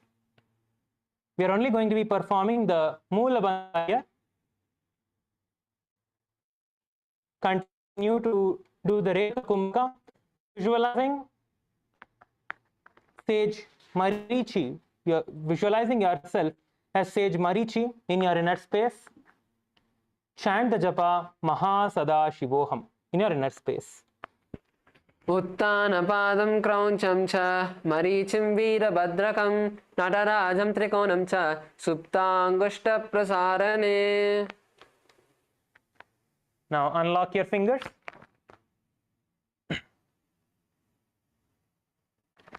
Next is the Mahamudrasana. Drop your raised knee to the ground. Drop your raised knee to the ground. Keep your soles of the feet by the perineum, close to your perineum.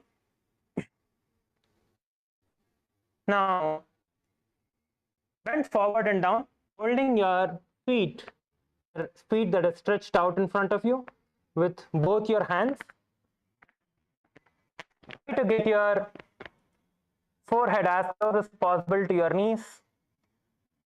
Going to be performing the Mahamudra, all of the three bandhas now. Continue to do the Rechaka Kumbhaka. Let us inhale.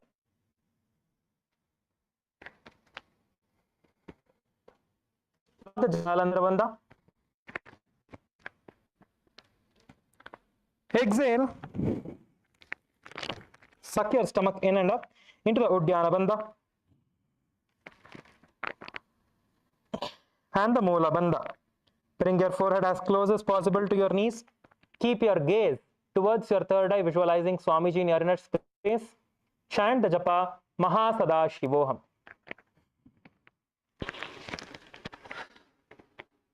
महामुद्रां प्रवक्ष्यामि तन्त्रेऽस्मिन् मम वल्लभे यां प्राप्य सिद्धा सिद्धिं च कपिलाद्या पुरागता.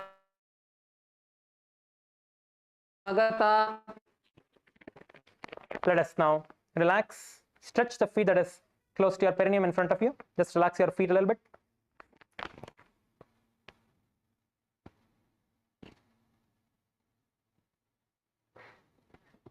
Now, the feet that was stretched in front of you, let us bring that closer to the perineum with your knees raised up.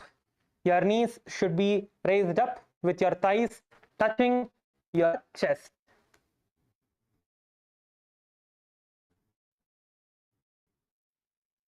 Now, take your left hand, if your left knee is raised above, take your left hand in and back, your right hand back as well from around, holding both your hands together, interlacing both your fingers together, bringing your forehead towards the knee that is stretched as much as you can. You can bounce up and down. Keep your gaze to the third eye. Visualize Swamiji in your inner space. Let us do the Rechaka Kumbhaka.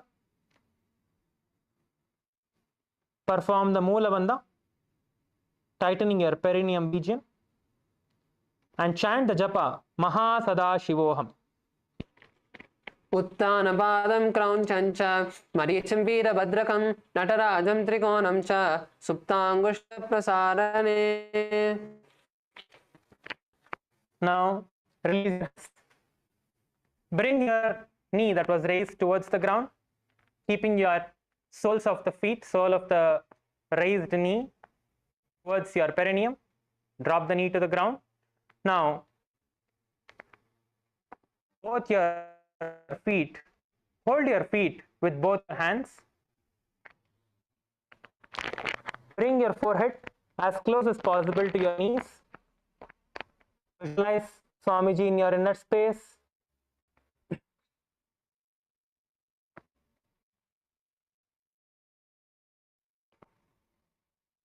Let us perform the Mahamudra Bandha. Inhale. Lock yourself into the Jalandhara Bandha, tucking your chin towards the chest.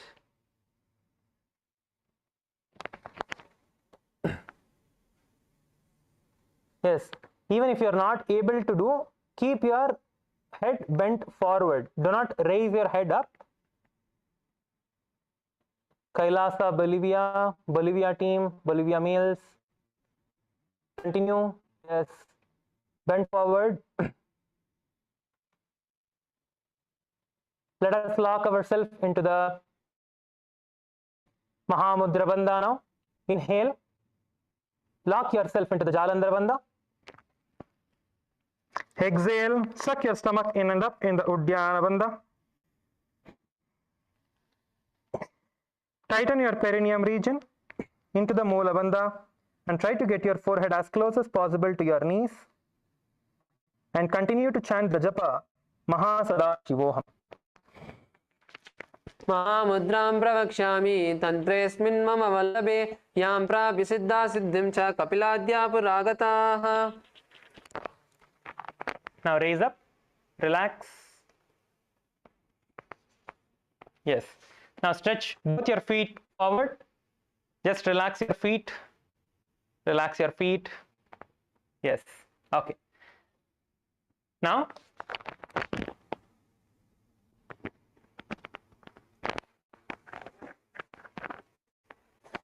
bend your legs. Bring the soles of your feet together. Close to your perineum. Keep your feet together as close as possible to your perineum. Hold your feet, both your hands.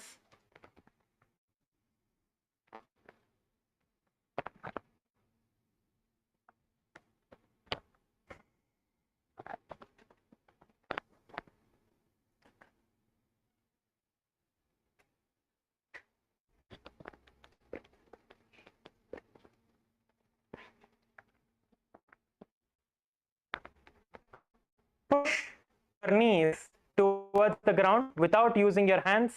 Just by your will, push your knees towards the ground.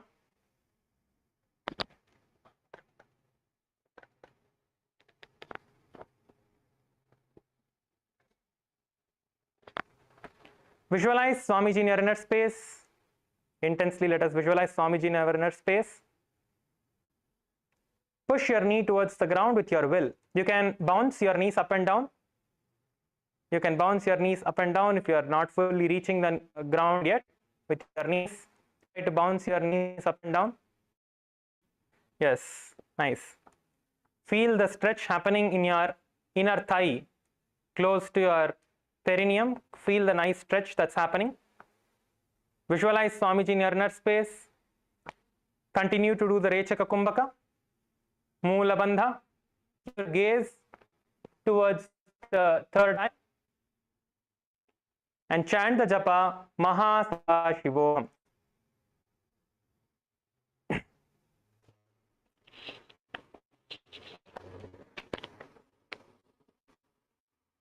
गुल्बजुविषणस्यादः शीवन्याः पार्श्वयोः क्षिपेत् पादपार्श्वे पाणिभ्यां धृतं बद्ध्वा सुनिश्चलं भद्रासनं भवेदेतत् सर्वव्याधिविषाणकम्.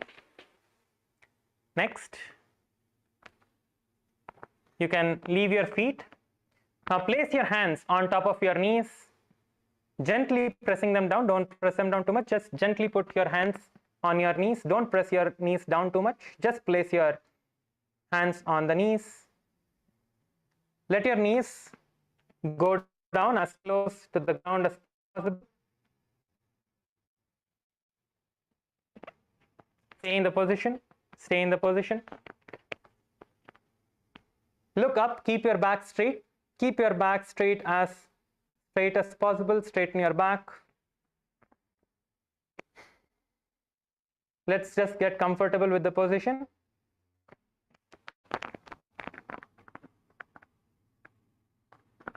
This is the last asana for today. Let us just get comfortable with the position.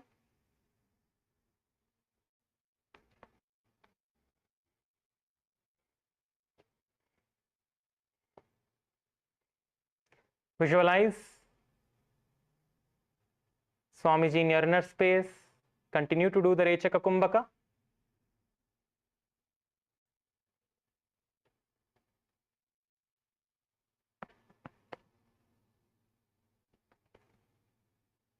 Chant the japa Paramashivoham.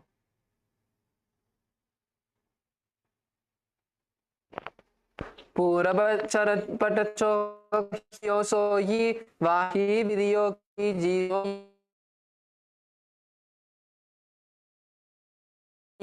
यामे एडि भिन्नजराशे अंगो नासादृष्टि कोटानो या करि जालंधर बंद हो ये साधक साधे विधि सो को ये. Yes. Now let us relax. Relax now. Please stretch your feet forward and lie down on the ground into the Shavasana.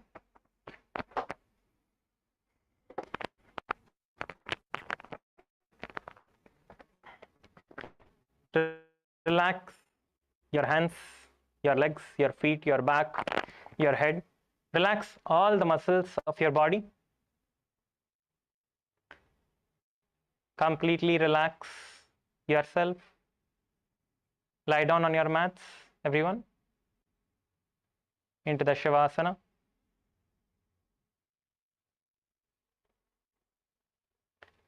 Inhale and exhale deeply and slowly. Visualize Swamiji in your inner space.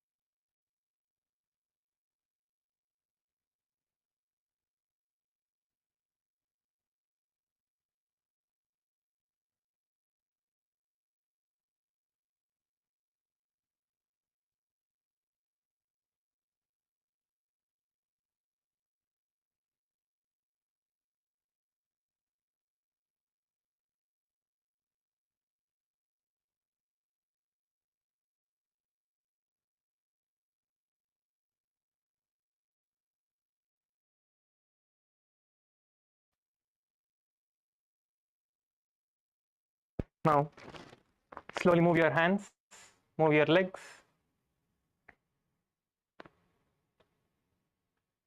Pull your knees towards your chest. Roll side to side. And sit up.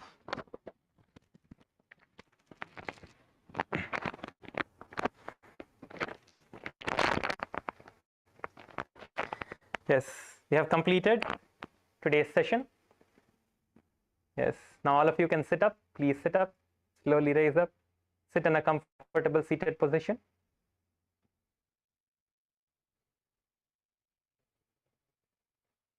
Yes. Please bring your hands into Atmanjali Mudra in front of your heart center.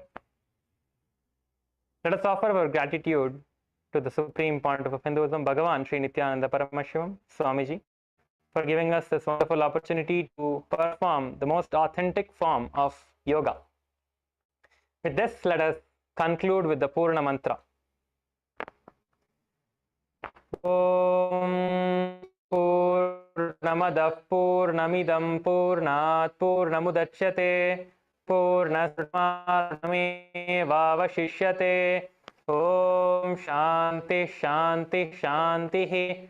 Hari Om Tat Sat. Sarvam Bhagavat Shri Nityananda Paramashiva Padukarpanamastu. Om Nityanandam. Yes, thank you everyone. Thank you so much. Nityanandam, requesting the hall volunteers to guide the participants.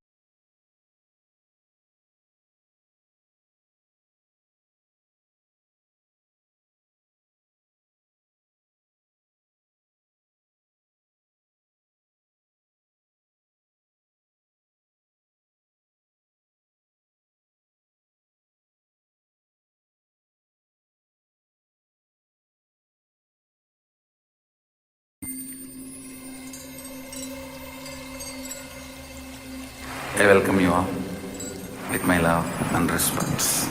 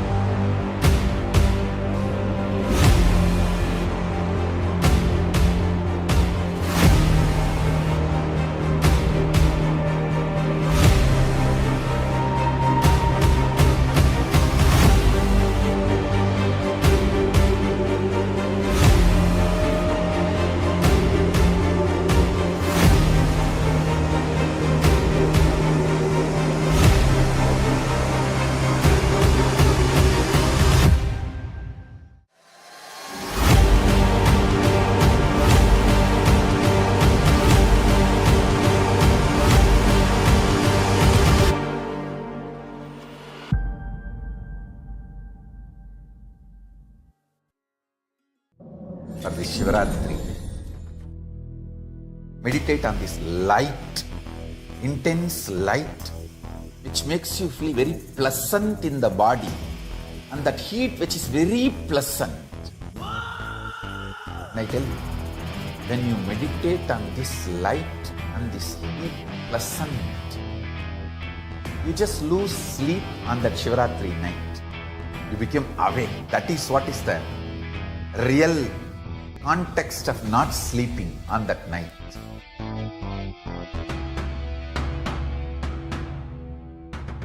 வான்வரையிலும் வளர்ந்த ஜோதி ரூபனே, தேன் சுவை தரும் தமிழின் தலைவனே, மான்மழுவினை ஏந்தி நிற்கும் ஐயனே, கைலாசம் தந்த நித்யானந்தனே. நித்யானந்தம் நித்யானந்தம் அண்ணாமலையே சிவரூபமாய் வீற்றிருக்கும் குரு நித்யானந்தனே. நித்யானந்தம் நித்யானந்தம் அண்ணாமலையே சிவரூபமாய் வீற்றிருக்கும் குரு நித்யானந்தனே. நித்யானந்தம் நித்யானந்தம் அண்ணாமலையே சிவரூபமாய் வீற்றிருக்கும் குரு நித்யானந்தனே. நித்யானந்தம் நித்யானந்தம் அண்ணாமலையே சிவரூபமாய் வீற்றிருக்கும் குரு நித்யானந்தனே.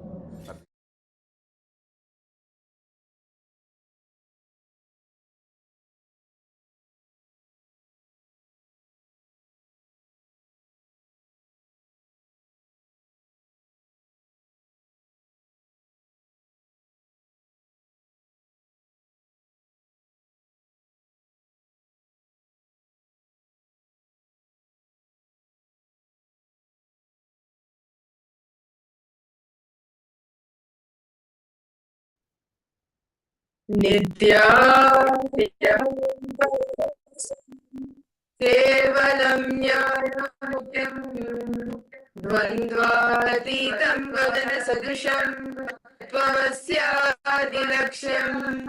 एकं नित्यं विमलमचलं सर्वधी साक्षिभूतं भावातीतं त्रिगुणरहितं सद्गुरुं तं Namami. Nityananda, welcome each and every participants for today's Paramashivoham program. Today, all of us are entering into a very exciting session today, where all of us are going to be understanding power of sound. How using sound you can manifest your reality. As in the first day of the program, right, we understood that through sound, it is through sound, through the nada, just by accessing the right frequency, we can manifest any reality. And we can also manifest, not just that, we can also rewire our whole brain, our whole DNA itself, just through sound alone. Today, all are going to be unveiling the deeper secrets of sound. Every one of you to experience the space of pure unclutching. Today, all the participants, all of you are going to be with this, where all of you are going to experiencing unclutching. What is unclutching? As right now, all of us did the Nityananda yoga. I would like to request all participants to post how was the yoga for each and every one. Ma Ghora Rupini, Nityananda Ma Siyavu, Ma Sharmin Nityanandam. To each and every one of you, and to all viewers who's watching us through various different social media platforms, Nityanandam to each and every one of you. Today, all of us will be blessed with the blessings. All of us will be blessed with Bhagavan Dakshinamurti, form of Paramashiva. Swamiji will be manifesting the form of Bhagavan Dakshinamurti, the one just through silence can give you even enlightenment. And see, usually many of us, we think it requires lots of teaching, sitting, listening to actually imbibe the different truths. But Dakshinamurti, Bhagavan Dakshinamurti, just power of silence, pure Maunam Vyakyanam, he gives the experience of enlightenment. And today, as we will be seeing, let us all begin our day with manifestation. See, understand, power manifestation also happens when your consciousness, like the sound, when your inner chatter reduces, that is when the power must also manifest. When you're in that unclutched phase, that is when powers also manifest. So shall we all start our day, enter into the power manifestation after the yoga, the Nityananda yoga that all of us just did? Actually, 2 times, which are the best times, the times that you should do power manifestation. 1 is after the darshan, 2 is after the yoga. These 2 times, if you do power manifestation, all the powers, it will be a part of your being. So shall we all enter into the power manifestation? We'll be starting our day with the third eye reading. Can I request the participants to please your eye bands? You can bring a cloth and your eye band to tie your eyes, or even a cloth. Please take a moment to bring it and you can tie your eyes. All of us are preparing to receive. As all of us are preparing to ready to do the power manifestation, first power manifestation for the day, let us now listen to it. It is important for each and every one of us to understand and cognize the direct words what Paramashiva says in the Agamas. Paramashiva says in the Vijnana Bhairava Tantra, Sutra 34, Dharana 11. Paramashiva says, Kapalantarmanonyasa Tishtanmilitalochanaha Krena vanadardhyat Lakshayet Lakshamuttamam. Very beautifully, Paramashiva said the very meaning.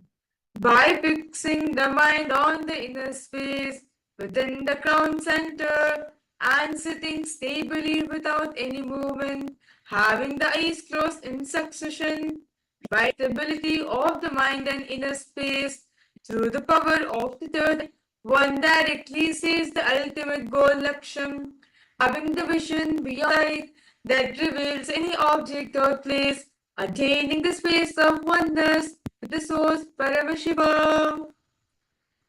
The very meaning Paramashiva says that when you concentrate on it, when you put your full attention, when you put your full focus on your inner space within the crown center, and that point of time you experience the pure space where your mind is in stability, your mind is in succession, and you experience the stability of your whole body.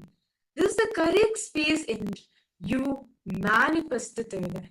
You're able to see the everything around you, above you. You're able to see everything, different place, shapes, colors, thing. You're able to put through the third eye as you're connected in the space of oneness. And very beautifully, Bhagavan Shri Krishna also explains the same thing in the Bhagavad Gita, chapter 11, verse 8. Bhagavan Krishna says, Natu maam kyase dashum anena svachakshusha divyam dadamite chakshuhu pashya yogamaishwaram. He says, you cannot see my cosmic form with these physical eyes of yours. Therefore I grant divine third eye vision. Behold my cosmic opulence. Bhagavan Krishna says to Arjuna. Actually, if you see the whole Bhagavad Gita, right? It's the talk between Shri Krishna and Arjuna.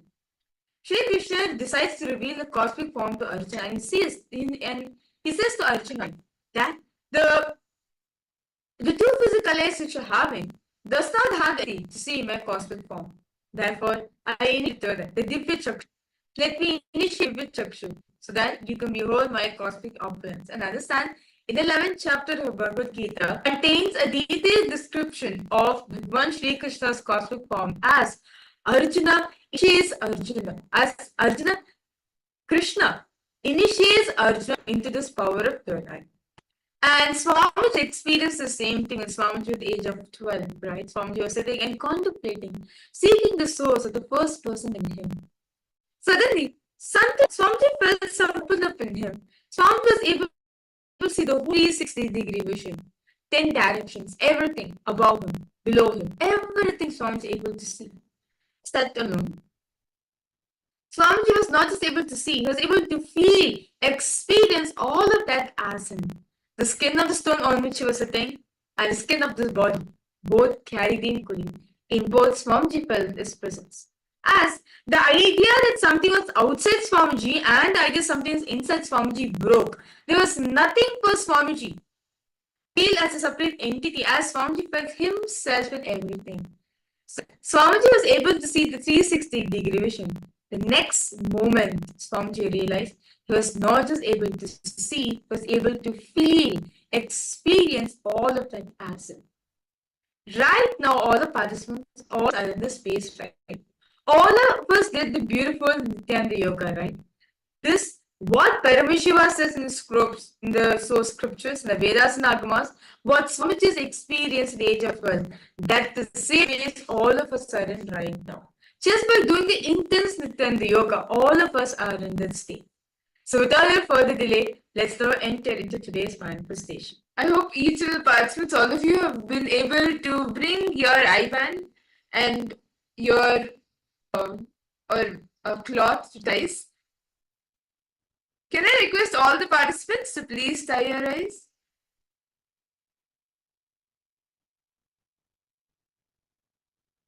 Ma Guru Rupini, Ma Sharma and Muse. Okay, Marcia, also you have tied your eyes, that's nice. Ananda Guru Rupurima Nitam.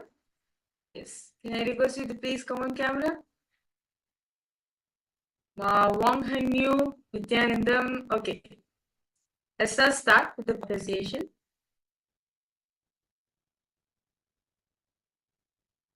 Please sit straight.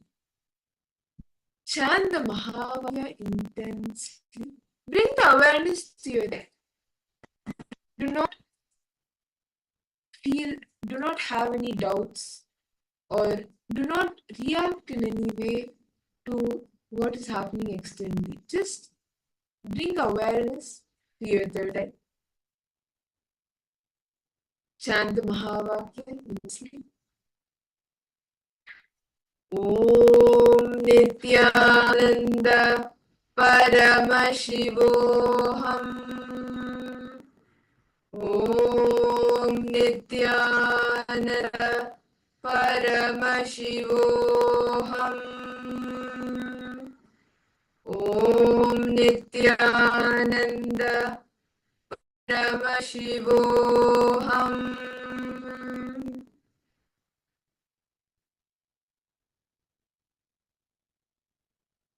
We will now be projecting an image for all of you. Through your third eye, what is the image that is being projected? The colors, the objects, the entire scene. What is there in the image?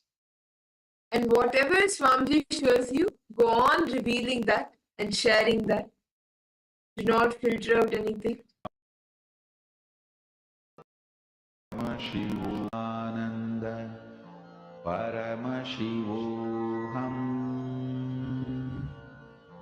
Om Nityananda Paramashivoham Om Nityananda Paramashivoham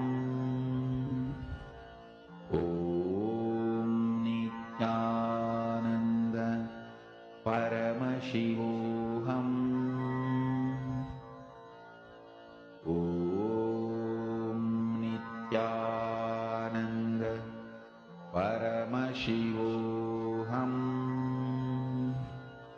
Om Nityananda Paramashivoham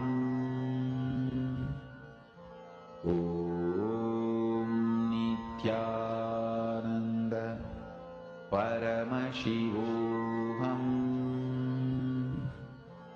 Om Nityananda Paramashivoham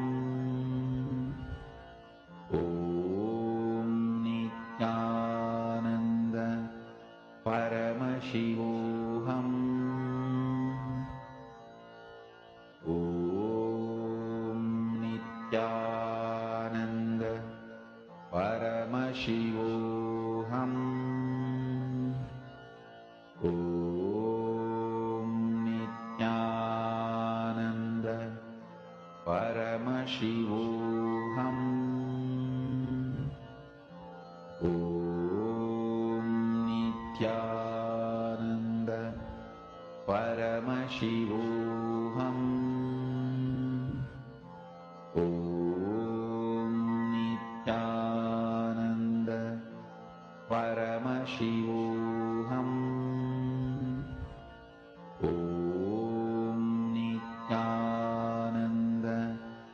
Paramashivoham Om Nityananda Paramashivoham Om Nityananda Paramashivoham Om Nityananda Paramashivoham Om Nityananda Paramashivoham Om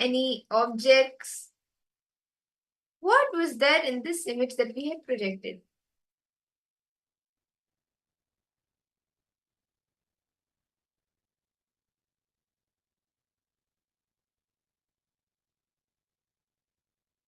I request all the participants to take a moment and detail out in the chat. And all the participants viewing us on YouTube, viewing the Paramashivoham program on YouTube, you can actually head to paramashivoham.org and you can join us in the Zoom rooms as well. Ma Guru Rupini, what did you see, Ma? Ma Siyavu. Golden, white, purple. Okay. Okay. Ma Wankanyu, what did you see, Ma? Come on, each of you can post. Vidyarupanaya, Nityanandam.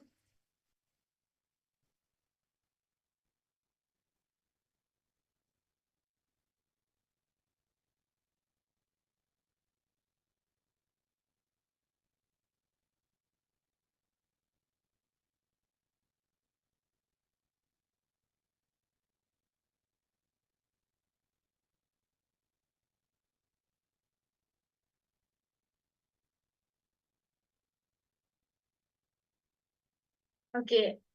Well, you've felt the energy. No problem, Mawanganyu. Okay, so let's now verify the answers for all the participants. So the exact image which we are projecting for all of you see through your third eye is actually a picture of a desert. So you can see over here, this is a desert which is there in sunset view, and there's a small lake with palm trees. You can see the palm trees around and small bushes here and there. Yes. So this was the image that was being projected. You can see all the different trees and the sand dunes and the clouds, the way the sun is setting. So this is the image that we were projecting for all of you. And Ma Siyavu, you were able to see like golden, and this has like a hue of gold because of the sand, the sun, and all of that, so that you saw the colors. So let's all do another rapid round. Can I request each of the participants to please tie your eyes again? And Masiya, why don't you go more deeper? See, once you see the colors, try going more deeper. What is the exact things in the image? Is it, like, for example, if I take this image, you're seeing golden. What is golden color? Why am I seeing that gold color? What is in the image that is gold? Is it the sand? What is it? And then you will start seeing, okay, it's the sand that is gold, it's the sun that is giving that gold. Then if you see green, what is green in the image? Go more deeper. Okay, so shall we all do another round? Can I request all the participants to please tie your eyes?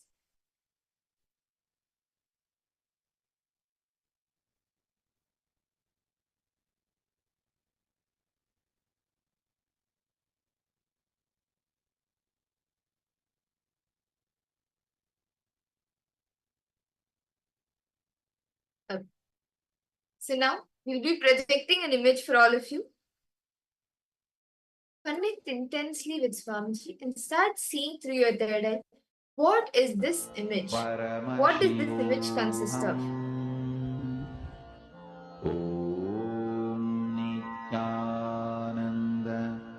Paramashivoham Om Nityananda Paramashivoham Om Nityananda Paramashivoham Om Nityananda Paramashivoham Om Nityananda Paramashivoham Om Nityananda Paramashivoham Om Nityananda Paramashivoham Om Paramashivoham Om Nityananda Paramashivoham Om Nityananda Paramashivoham Om Nityananda Paramashivoham Om Nityananda Paramashivoham Om Nityananda Paramashivoham Om Nityananda Paramashivoham Om Nityananda Paramashivoham Om Nityananda Paramashivoham Om Nityananda Paramashivoham Om Nityananda Paramashivoham Om Nityananda Paramashivoham Om Nityananda Paramashivoham Om Nityananda Paramashivoham Om Nityananda Paramashivoham Om Nityananda Paramashivoham I request all the participants to now post in the chat, detail out in the chat every single thing that Swamiji revealed to you. Do not guess, do not filter out anything. As Swamiji showed you, just as it is, please post it in the chat. Ma Siyavu, Ma Wanghanyu, Ma Shamain, Vidyarupanaya. Each of you can post whatever Swamiji revealed to you. Ma Aguru Rupani, what did you see, Ma?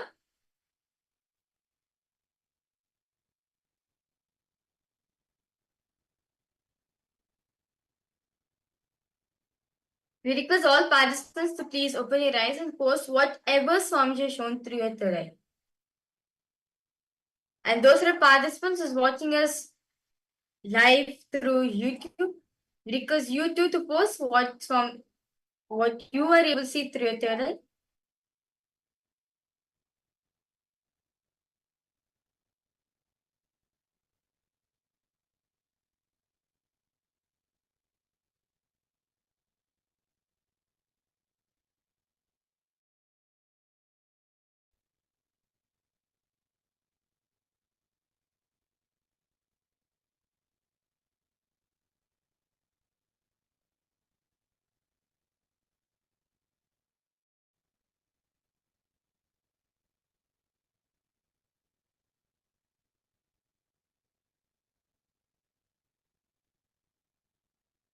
Okay, you saw the picture. Okay, so let's now verify the answers for all the participants. So the picture which is being projected for all of you, the picture that was being projected was a basket of vegetables. So this was the image being projected. You can see it's a basket and there's like quite a bit of plants around, and it's on like a mud surface, and it's filled with different vegetables like bell pepper, brinjals, and some spinach as well, green leaves. So yes, this was the image that was being projected for all of you.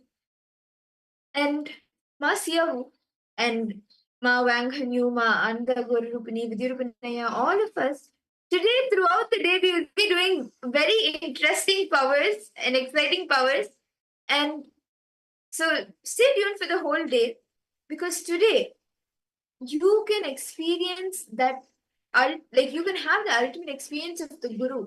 And the Guru, Bhagavan Dakshinamurti, who is none other than Swamiji himself, just through the silence will be giving us the experience of the Nirvikalpa Samadhi.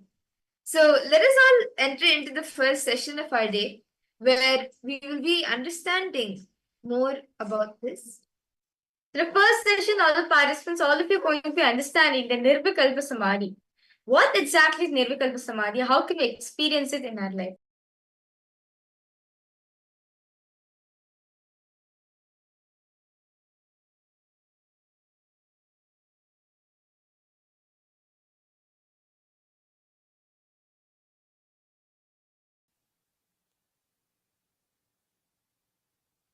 Paramashiva's message directly from Mahakailasa.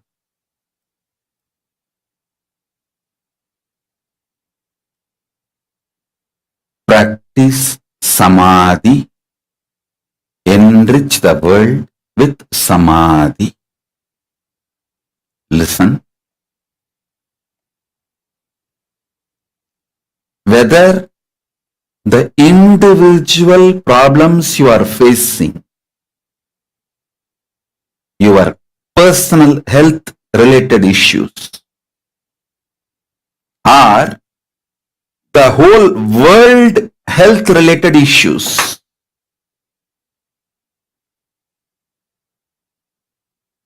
whether you are facing your personal economic problems or the world health crisis, whether you are facing personal relationship issues or the relationship issues between the countries globally, for everything, practicing Samadhi is the most powerful solution. Please understand. When you practice Samadhi,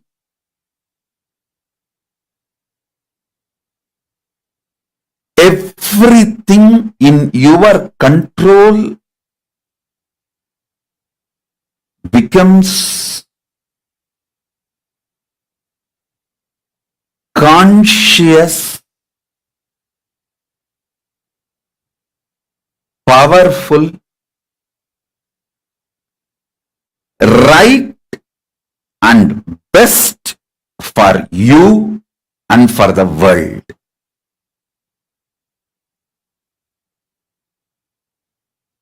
I'll give you an example. If you start practicing Samadhi,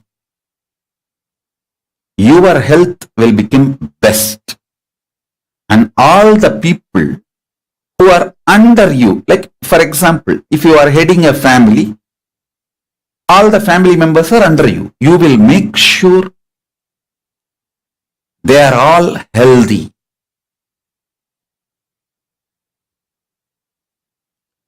If you practice Samadhi, you will keep your relationship with you best, and everyone who is under you, around you, all their relationships best.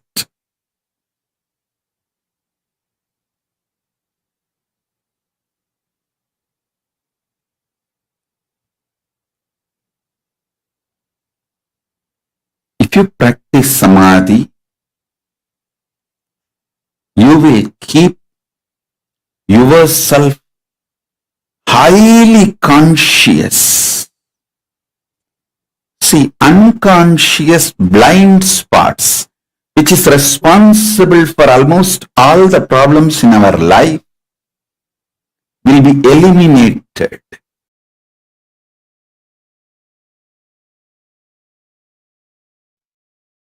More and more operating from Nirvikalpa Samadhi will make you realize binary system with which this whole world is operating.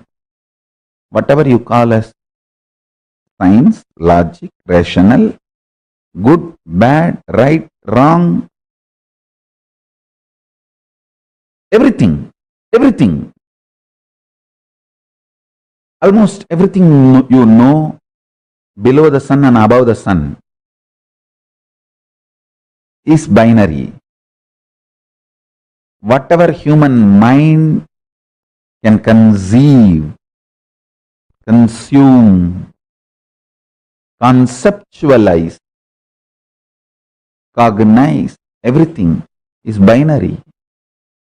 Good, bad, right, wrong, 0, 1, there or not, it's all binary. Even your third possibility is mixture of this binary.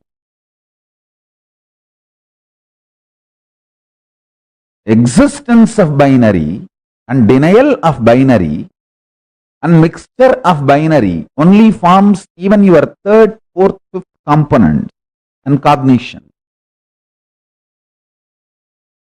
To understand, operating from Nirvikalpa Samadhi will make you understand binary is easy way for coexistence but not ultimate truth. You should know how to coexist beautifully, easily, sweetly, happily, and you should know the ultimate truth. That is the uniqueness of your existence. People who learn only how to coexist happily may have power over the human society. Power over the human society is not always the truth of the existence. Nirvikalpa Samadhi is silence, soaked in silence, soaked inside the silence.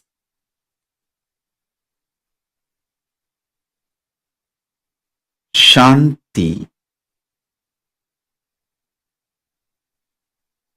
soaked inside the Shanti, soaked inside the Shanti. Listen.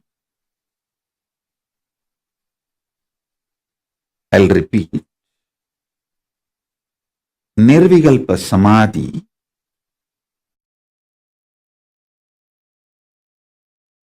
is silence, soaked inside the silence, soaked inside the silence.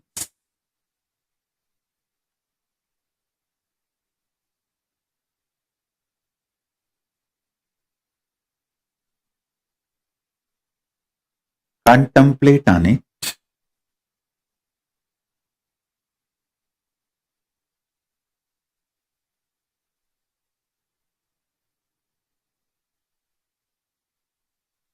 Contemplate on it.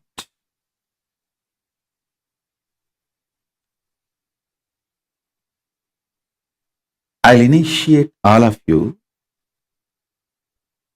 into Nirvikalpa Samadhi as a living experience today.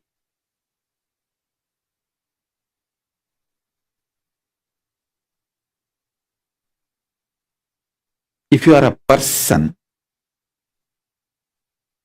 using English as the language for your inner talk, use this line to meditate now. Silence, soaked inside the silence, soaked inside the silence.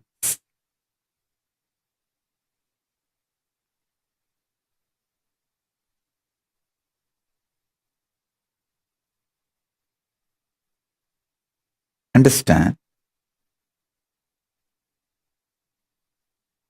I'm going to fill you with intense, ferocious, powerful, living silence, not dead silence. Living silence. The silence I am going to inject into your being will touch your Swadhisthana chakra, means it will just terrorize the patterns and fears in you. The fears and patterns will melt down like how the metals melt in the extreme heat.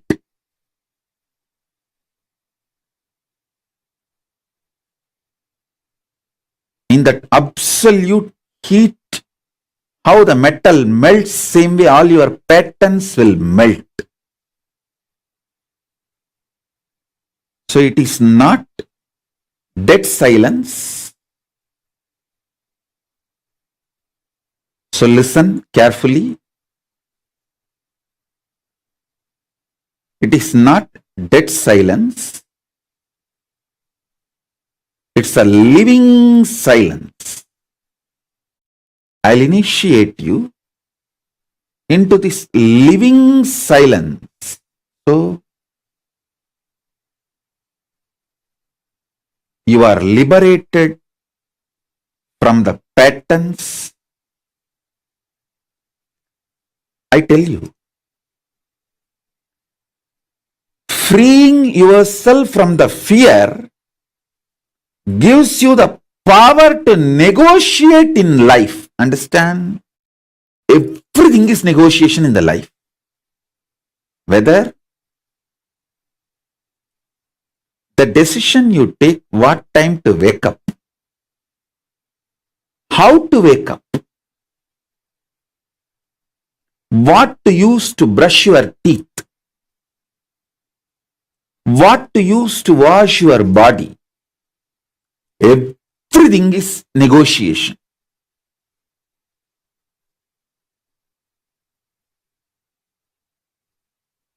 Whether you talk to yourself and convince yourself for some activity, or convince your spouse for something, convince your team, your boss, your subordinates, your assistants, everything is all about negotiation. It's all negotiation. All relationships are negotiation.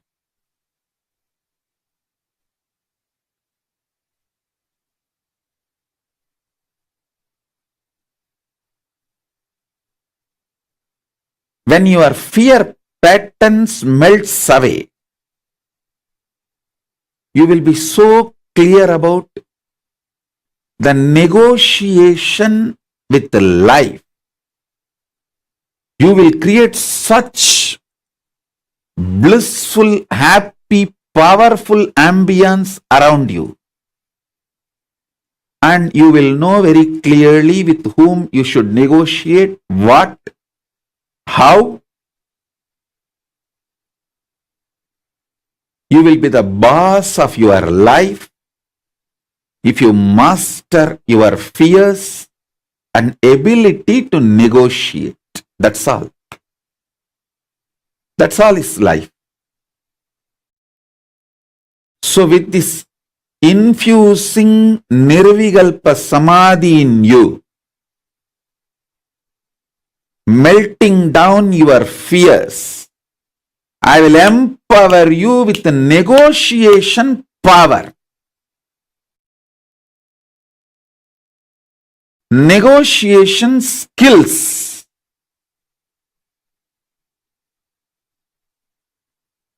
When you start negotiating in life, in business or personal relationships or with yourself many times,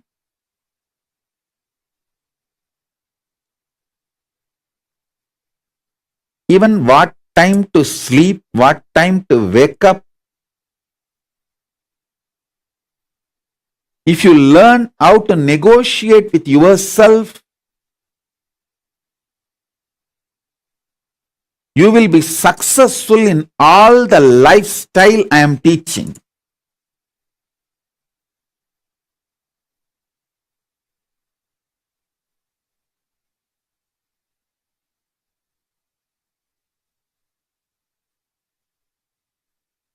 I'll continue the initiation into Nirvikalpa Samadhi.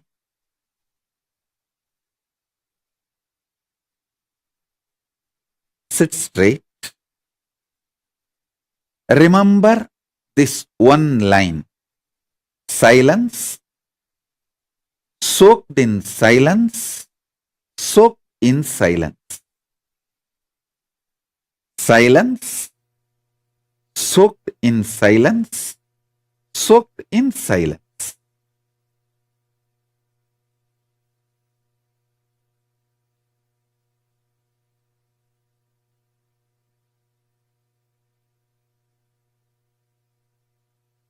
Just meditate on this one line.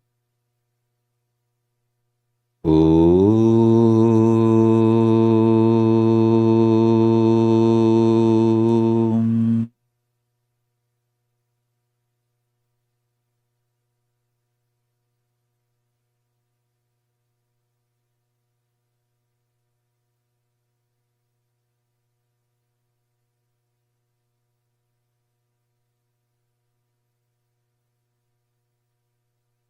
With the grace of Paramashiva, let unclutching Nirvikalpa Samadhi happen in every being here. So shall we start? Listen.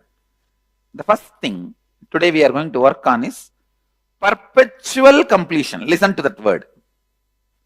Perpetual completion means constantly being in the space of completion and joy. Please understand, if anything stops your constant joy, you are worried about your business, you are worried about your career, you are worried about your health, you are worried about family, you are worried about relationship, please be informed. In that field, you will only fail. You are worried about certain aspect of your life which stops you being in the space of completion or bliss is not going to make you successful in that field. Please be informed, what I am talking is the cosmic law of life. Don't think, I'll constantly be thinking only about my business, so I'll be successful. No. See, if you are constantly in the completion, out of completion when you do, that will be successful. But not out of powerlessness and worry. How many of you are exactly catching what I am saying? See, if your career, if your business, if your family, if your health, anything distracts you from being in the space of completion, the first thing you need to do is completion. Then the business, family, health, everything will be successful. Everything will be successful. But without that, any plan you do, it is like a spraying scent. How much ever scent you spray on the bull, let's use holy word, cow dung. In West they use drastic word. How much ever you spray, you can't change the smell. Same way, how much ever you brood over on your incompletion, out of your incompletion, It will never lead to success. I'll give you more precise example. You have somebody has a health issue and he thinks, once this health issue is settled, I am always in completion. I'll be in bliss. It will never happen. It will never happen. Once this family settles, I am always in the space of completion. I will always be in the space of bliss. That is never going to happen. Once these office issues are settled, I will be always in the bliss. What Swamiji's bliss? I'll be more blissful than him. Please understand, whenever you postpone your completion for some outer happening, be informed you are not going to reach it. What I am talking is the simple, straightforward law of life. We always think, no. I am happy in many things. Only this, that once that is done, I'll be happy. Please understand, completion, bliss, fulfillment, peace, joy. Actually, all these are different words for the same space. Is not going to come if you are waiting for certain situation to bring that into you. How many of you are catching the definition I am giving? If you are waiting for certain situation to bring that into you, be informed.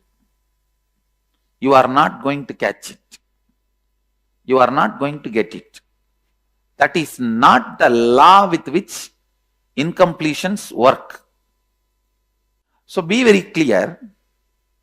Perpetual completion is the first priority. Catch the perpetual completion, then you will see in your life the whole ball rolling. Whatever you want happening, whatever you want is just expressing. I tell you, how much ever you try to ask for the shortcut, the most shortest cut is bring authenticity and completion to you. Bring authenticity and completion to you. That is the only way power, energy, auspiciousness, fortune, everything good will express. Everything good will express.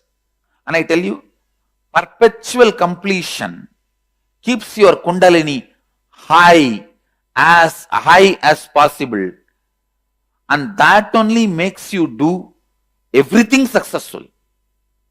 Everything successful. Like whether the powers you want to have health, or the powers you want to give health, or powers you want to have wealth, or powers you want to have to give wealth, or the powers you want to have like a third eye opening, blindfold reading, or anything for yourself or others. Perpetual completion forms the basis. Please mark the word. Perpetual completion means continuously enjoying completion. Continuously enjoying joy. Continuously living happily.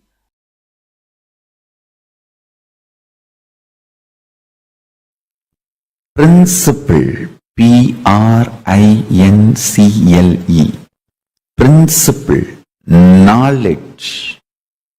Listen, principles of principal knowledge. Principles of principal knowledge.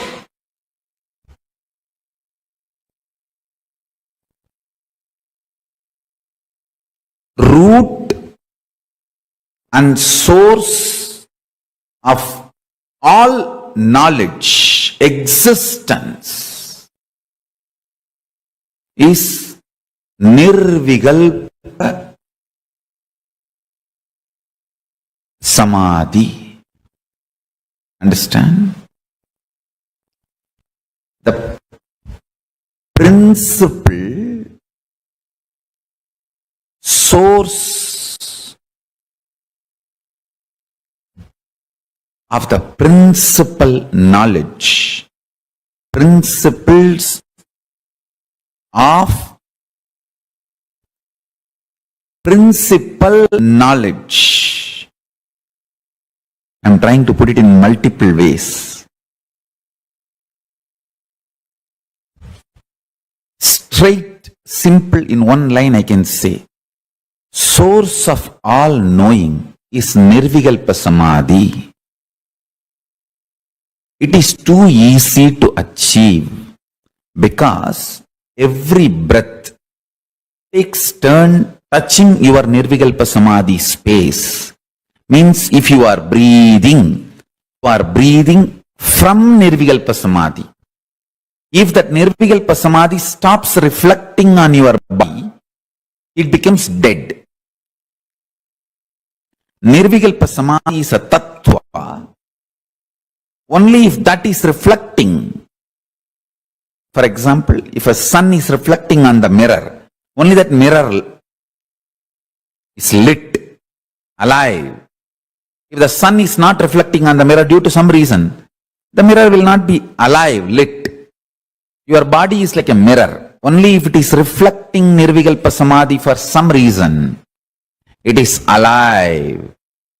The moment the Nirvikalpa Samadhi stops reflecting, it is dead. So please understand. My mission is to teach the whole world the principal source of knowledge, principles of all the principal knowledge. Understand?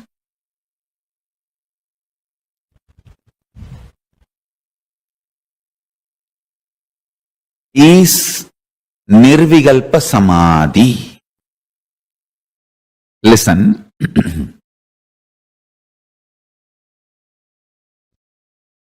Whether the knowledge about the cosmology or astrology, astronomy, physics, chemistry, biology, any level, any knowledge, I tell you,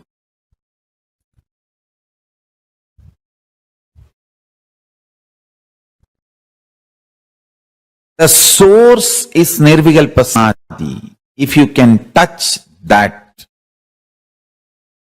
you will have something original in your life. Nirvikalpa Samadhi. Paramashiva resides in Nirvikalpa Samadhi and radiates it in the form of Dakshinamurti.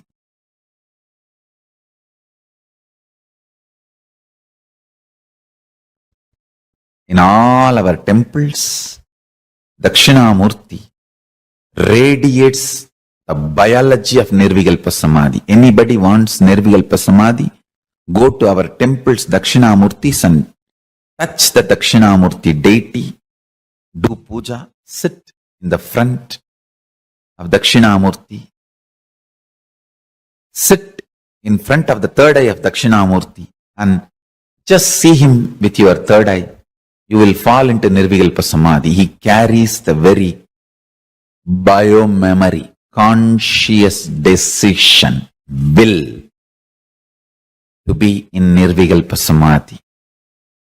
In Nirvikalpa Samadhi, all will melts down. That tattva, Nirvikalpa Samadhi tattva, radiates as a living will in all our Dakshinamurtis. Understand?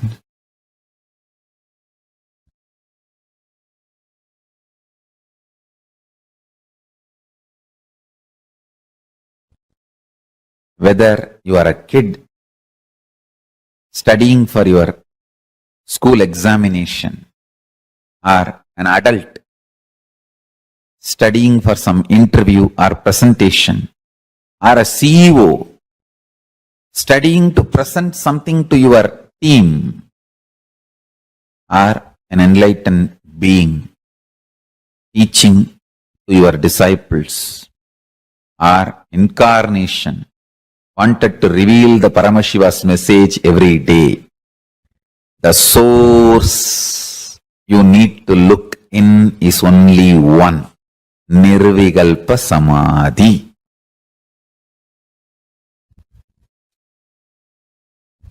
Nirvikalpa Samadhi makes a tireless inner space. So, it's an amazing combination of ultimate memory power,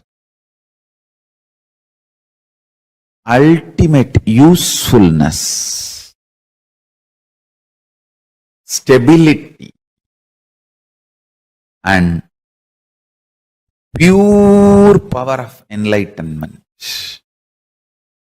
Understand?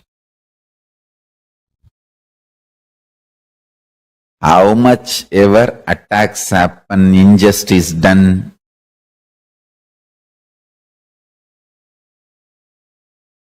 you can see every day I come and sit, go on revealing original truths. Listen.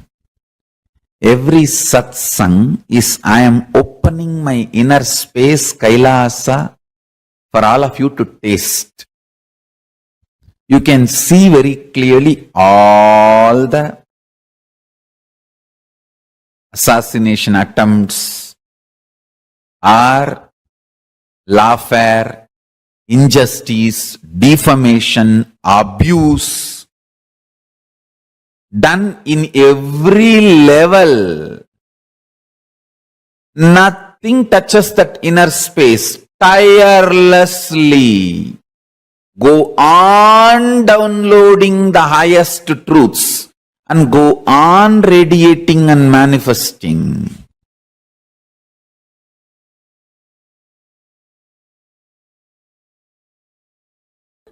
You see, whole day your mind will be planning, thinking, preparing your reply, and it will be depressed, heavy. Whole day you will be doing that job, but you will be doing your job, office work. Am I right or not? When you can be depressed and do your office job, why can't you be liberated and do your office job? Simple logic. When a part of you can be depressed and continue your office job, why can't part of you be unclutched and continue the same office job? It is possible. We never tried. It is possible. We never tried. Understand? Even if part of you is depressed, tensed, planning for your evening fight, you are doing your job. You are doing your office job. You are making decisions. You are doing all your work. Everything is going smoothly. Everything is handled. You can see many times. You will sit in your car, drive more than half an hour. Only when you reach your office and switch off the car, you remember you drove for half an hour. You only took right, left, gave brake for the signal. You did everything. Pressing the accelerator, taking right turn, left turn, pressing the brake for signal. You did at least 200 things. Only when you switch off the car in your office, parking lot, you just remember, oh God, half an hour you drove. Half an hour you drove. How many of you had this experience in your life? Then you are already master. You have mastered the art of unclutching and driving. Then why should you have fear? 3 hours of your life, 24 hours, if you remember this and come back to your center, actually, when you unclutch, please understand, just understand that first. When you unclutch and sit for a few minutes, you will have a kind of a awareness in this area. This area you will settle down. Below the heart center, above the navel center. That is the area you will usually feel like you are settling. All I am saying is, when you again and again and again unclutch in your whole day routine, whenever emotional tsunami attacks you, unclutch and come back. Whether your boss firing at you or you firing at somebody, when you are imbalanced, come back. Come back to that center. Even if you come back and be in that center for 2 to 3 hours in a day, you will carry that flavor of unclutching whole day. All your decisions will be made out of that unclutching mood. All your decisions, your actions will be out of that nirvikalpa mood. See, carrying that nirvikalpa mood in your life is enough. You will be Jivan Mukta. You will be Jivan Mukta. Nothing else is required. Instead of carrying the depressed mood whole day, irritated mood whole day and working, I am just replacing that mood to this mood. Actually, what will happen, if you practice the replacing of irritation mood to this unclutching mood, within a month you will see, you just start rejoicing that unclutching mood. The time in which you stay in that unclutching mood will start expanding. The recovery time from any tsunami will start reducing. The first 10 days, the recovery time will be 2-3 hours.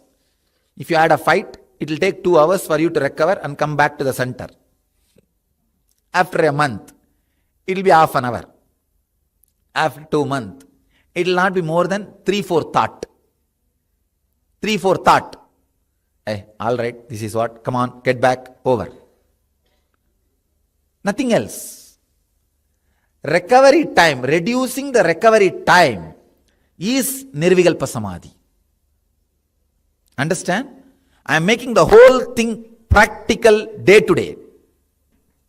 If you lose something, think it is a Guru Dakshina given to me. Forget about it. I tell you, just a simple process. Anything which creates agitation in you, irritation in you, raises the heat of your blood. Just say, unclutch. Know thoroughly, nothing can sit in your inner space more than few seconds. Understand? This is a basic truth. Just the moment you have the thought of moving the right hand, it has already moved. If it comes back, again move the left hand. If it comes back, all you need, only 2-3 few times, not more than that. You will see very clearly, no problem is more adamant than your fear that problem may come back.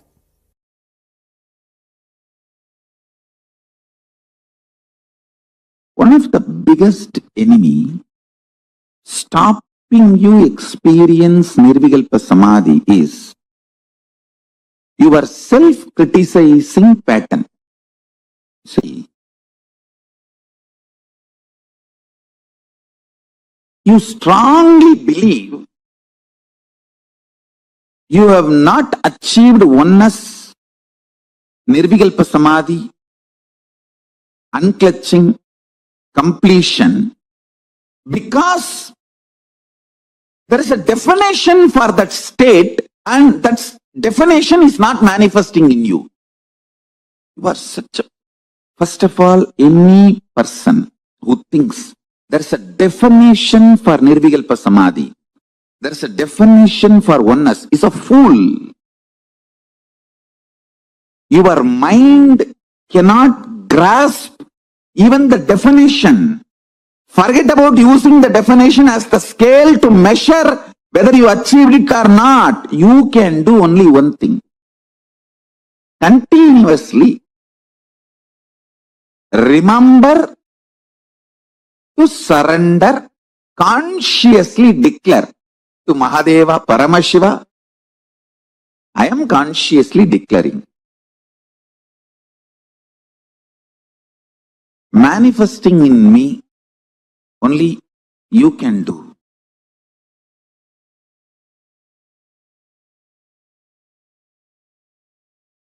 I'll tell you precisely, exactly right attitude. declare to Paramashiva, Prabhu, really, I personally do not know much about the way you exist, but as per your declaration in Vedas and Agamas and my Guru's confirmation, I have some idea about how you exist. Whether that idea is complete or not, I do not know. But what I know as me, I surrender unto you. I offer me to you. Please, you take away me in you. You radiate. Let you alone exist. Let me experience absolute oneness, nirvikalpa samadhi, unclutching, complete completion, or whatever the highest state. I may not know the name or words to describe. Let me experience that. Declare it consciously. Remember one thing. Even if you are consciously enjoying somebody swimming, his brain activity, his neuron activity is mirrored in you. Even ordinary swimming, his neuron activities are mirrored in your brain. Can't you understand the great cosmic experience, existence, Paramashiva, when you surrender to him, will his neuron activity not mirror in you? Don't you understand? When you pray, when you decide to have feeling connection, when you declare to have oneness with Paramashiva, be assured simply his neuron activities mirror in your brain. How it should, you don't put a condition. Once you surrender and declare, whatever is happening, decide to know very clearly that is he manifesting. If you are even feeling irritated, what can be done? That is the way he is manifesting. Whatever he is manifesting. Go with that peacefulness, Shanta Swarupa. Then he sinks deeper and deeper into your being. Your being sinks deeper and deeper into his existence.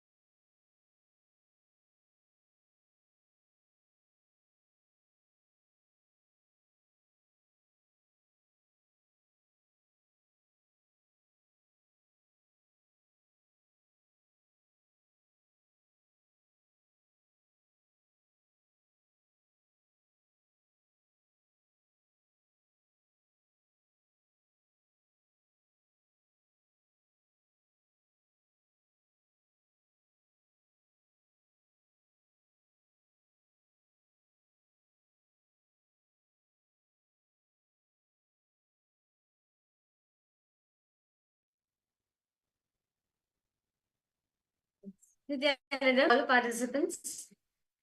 That was a very beautiful session, very beautiful revelation. Swamiji is on Nirvikalpa Samadhi. This is actually very important all of us need to understand, as today all the participants, all of you are going to be receiving this from Swami Sartari. A little understand what is this space of Nirvikalpa Samadhi? Very elaborately Swamiji spoke, right? What is Nirvikalpa Samadhi and how can we experience it in our life? And what is it that is stopping us to manifest it? See, Swamiji very beautifully says that Nirvikalpa Samadhi is the source of tireless inner peace.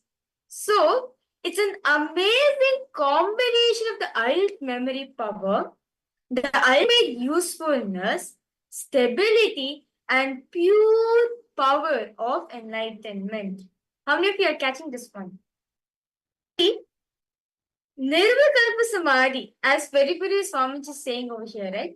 It's the source of tirelessness. See, in this space, you won't experience tirelessness. You'll be continuously be active, moving, next. The space in which there's no tirelessness. And it's in the combination of the ultimate memory power, ultimate of every fields. Responsibility, usefulness, stability, power, memory power, anything, the ultimate everything, and the space of being tireless is the space of Nirvikalpa Samadhi. It is literally the space where you become alive, where you feel you're alive with the cosmos, where you feel everything around you is alive. And because of that space, because of the feeling of feeling alive, and when you have the tireless inner space, you will never get stuck. All the different possibilities that you have will just open up to you because you never feel stuck.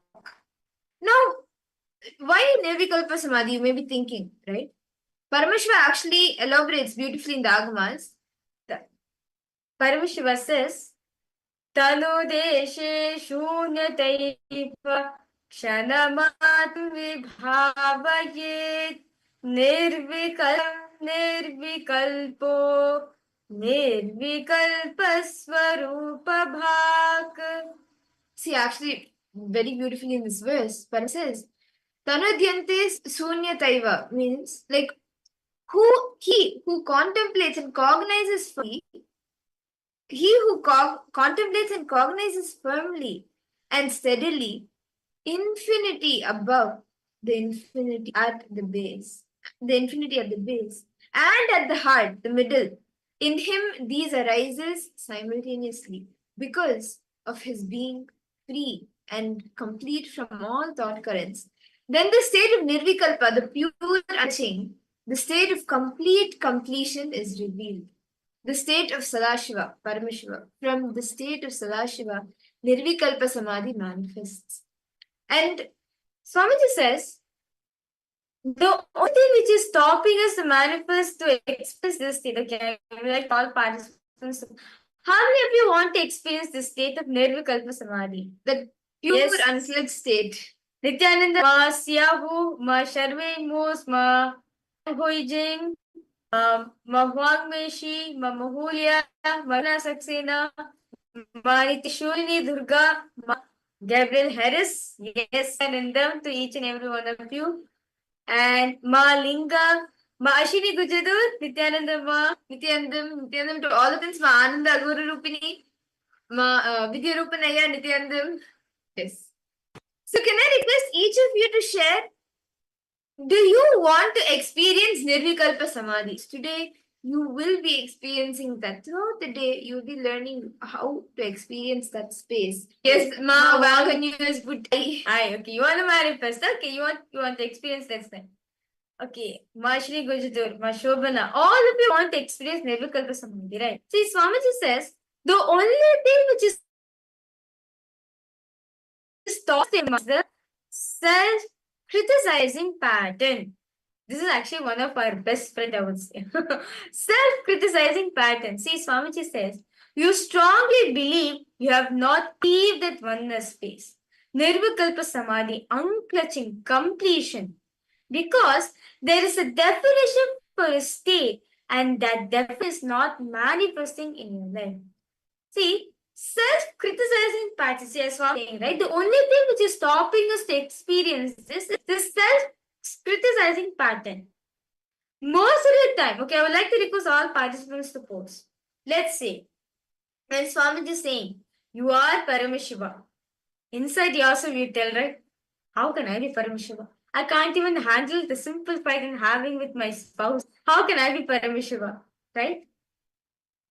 We criticize ourselves. How can I be Paramashiva at the end of the day? But understand, Swamiji says, because of this, we have certain definitions. We limit ourselves. We keep certain definitions in mind. And if we are not up to the definitions, we are not manifesting them. That's why even in the power manifestation also, if we have achieved, we have an idea of looking at the manifestation. Actually, Swamiji has manifested.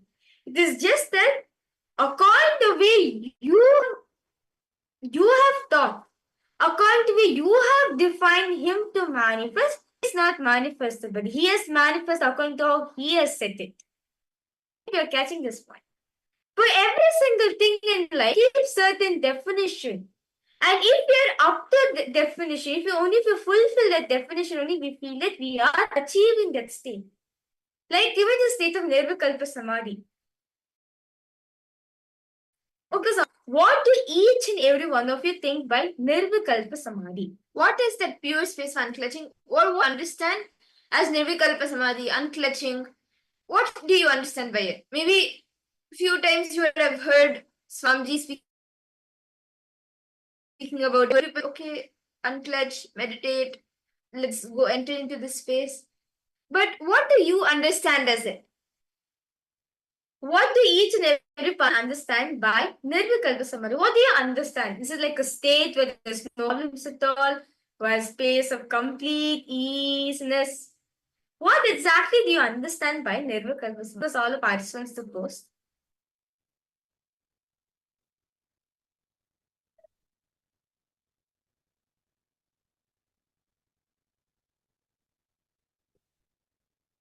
Thoughts not creating Shakti. Okay.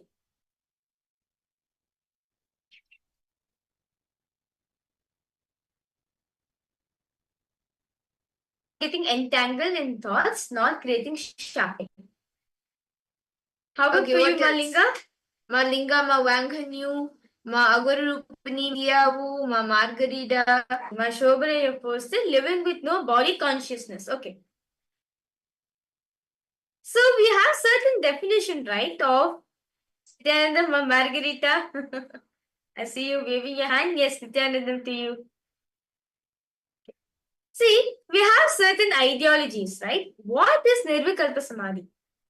But understand, your very definition, the definition of what you think is Nirvikalpa Samadhi, because we have certain definitions in mind, we think that we have not achieved that state. But actually to say, you have achieved that state. It's just that because it is not fitting to the definition you put for yourself.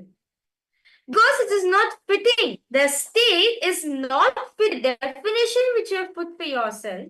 That is why you think it's not manifesting for you.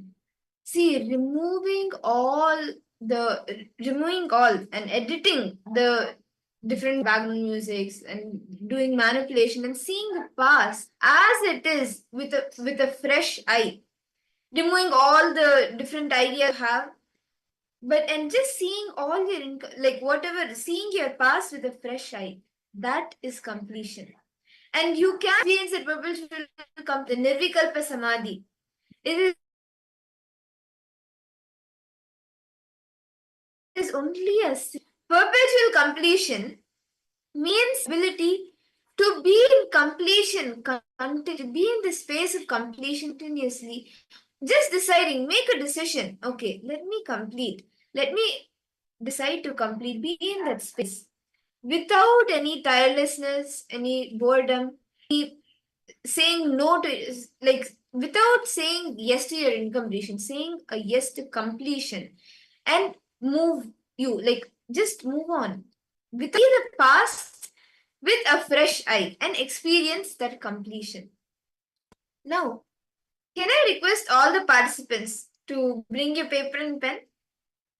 Let us all take a decision right now to bring completion so we can experience that actual completion, the space of Nirvikalpa Samadhi. Request all the participants to please bring your papers and pen.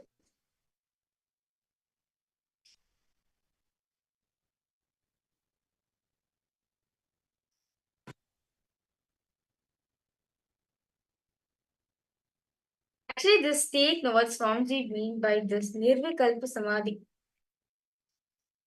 Nirvikalpa Samadhi state is actually a state which all of us need to experience it in our life. See,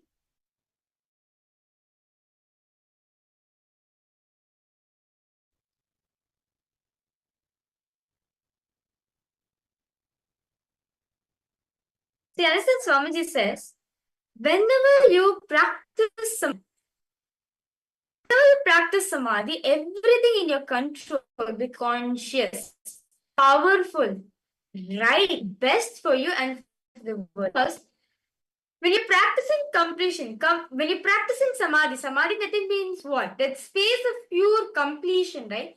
A person who's established in a space of Nirvikalpa Samadhi, he is completely complete. He does not have any attachment to anything around. He is completely complete, and any action he takes, any decision he takes, will always be auspicious for him. It will be the best for him.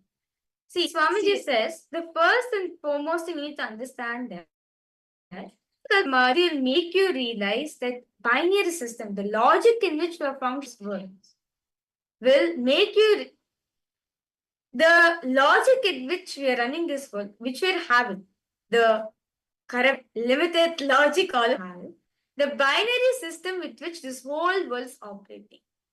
Whether like the good, bad, right, wrong, or like seeing, okay, this is everything, anything logical, then this is science, all of that, knowing and anything below the sun or above the sun is not exist, like it is all the binary existence, it is not actually there.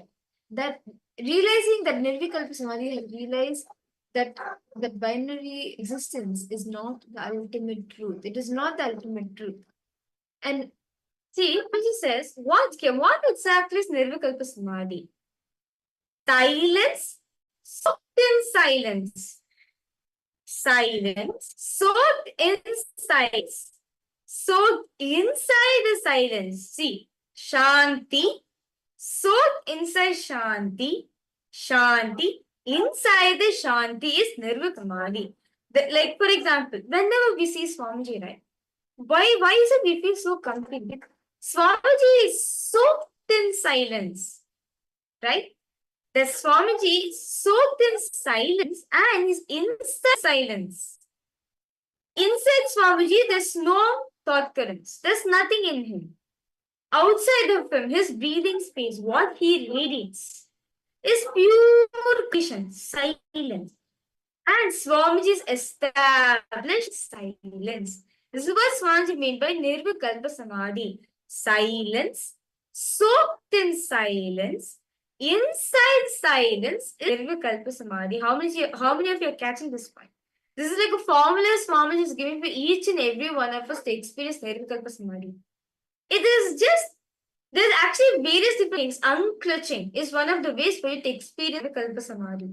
But you're just bring the space of silence. See, understand? Two types of silence. One type of silence which creates chaos, which creates inner chatter in you. That is considered just, that is silence. That's also a type of silence. Well, it's our violence-based silence. Inside you, but actually you're quiet, but inside you're also burning.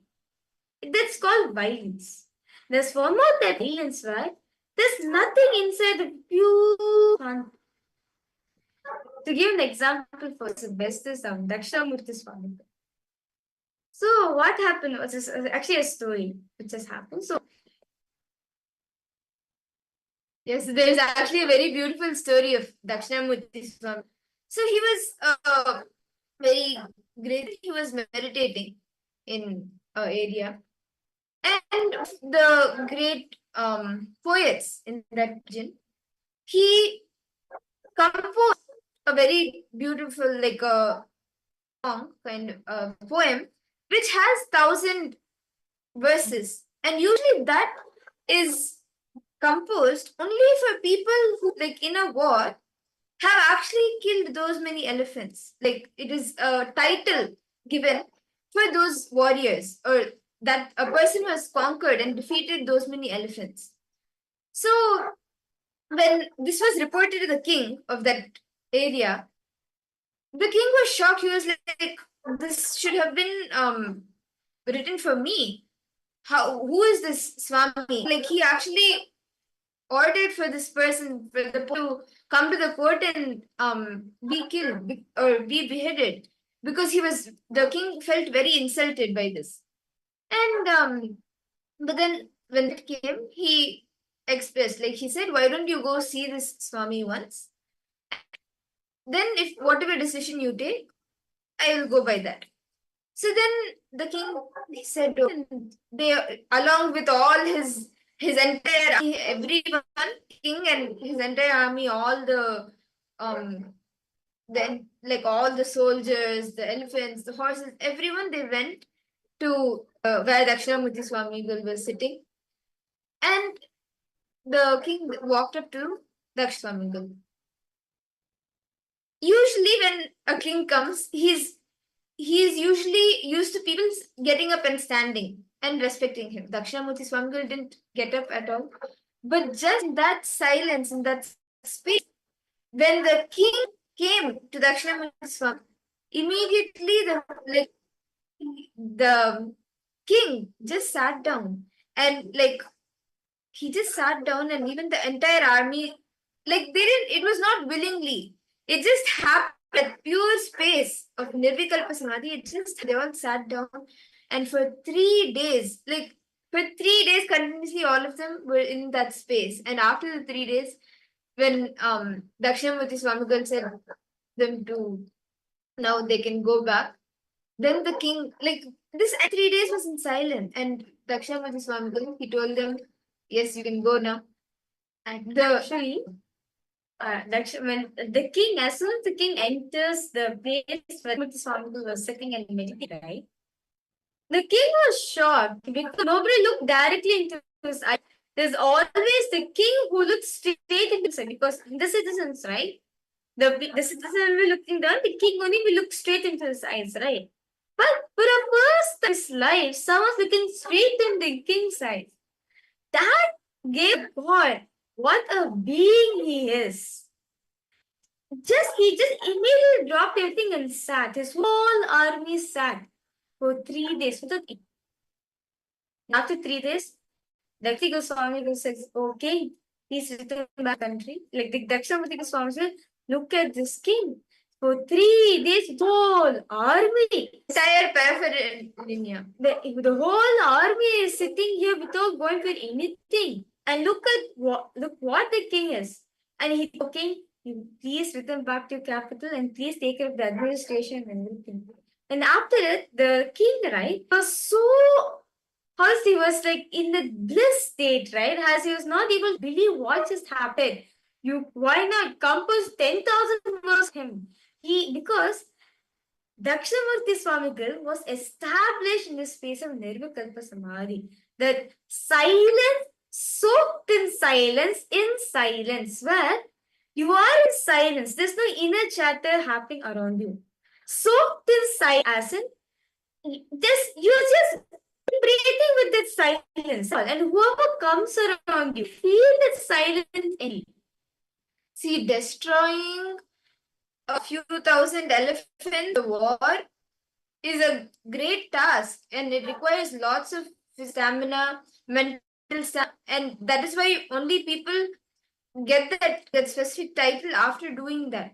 But being able to settle and the mind of thousands of people, like 10,000s of people, an entire army of people, that is a great trait. And Dakshinamurti Swamigal did that just in the space of pure silence. The space of Nirvikalpa Samadhi.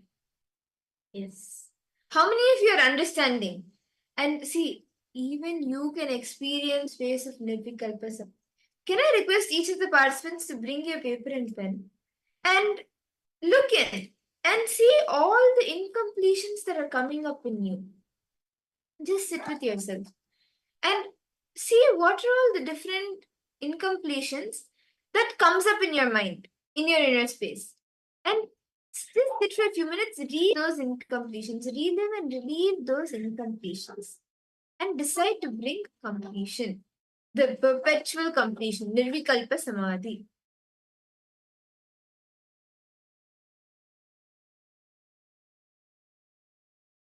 Go back, whatever incompletion comes, go back to that first incident when you started to feel that way. Why did incompletion get triggered in you? Look into that.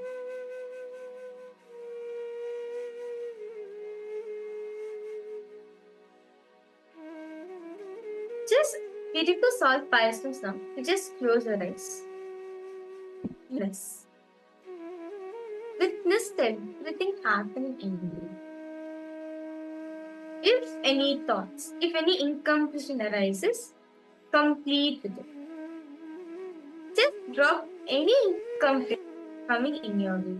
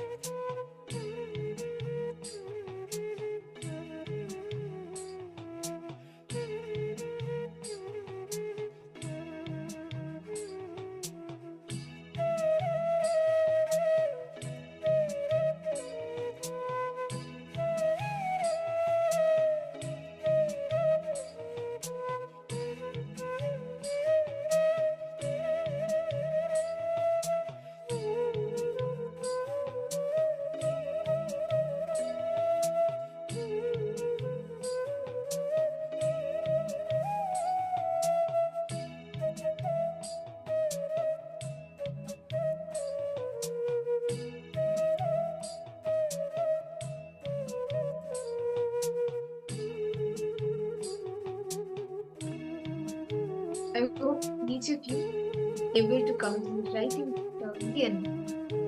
See, whatever incompletion comes up in you as thoughts or anything, whatever comes to you as incompletion, whenever it comes, just sit and drop it. Take a few minutes to relive it and complete with it. It's a very simple process. Just take 2 minutes. Anything which creates agitation in you, irritation in you, or raises the heat of your blood, just say unclutch. Let me clutch. Anything, anytime, when you feel very irritating, this is so agitating, just sit for 2 minutes to decide. Let me unclutch. This will help you experience the perpetual completion and space of Nirvikalpa Samadhi. So can I request participants, just take a minute. Now to sit, okay. Let me unclutch. Any irritation, agitation that you are having right now, just sit. Let me unclutch. Just sit. Make the decision to unclutch and just sit. And unclutch. This time, any thought rising in you is an incompletion. See the source. Why is that? What's that feeling you're getting in you? Is it agitation, irritation, bone? What's that thought? See the source when you start developing this thought. If a thought is arising in you, ask yourself, where is the source? What's the source of this thought? Yes, start trying this. Because just sit with yourself. If thoughts are arising, pick up one thought and see what's the source of the thought in you? What is it? What's the clue you get about this thought?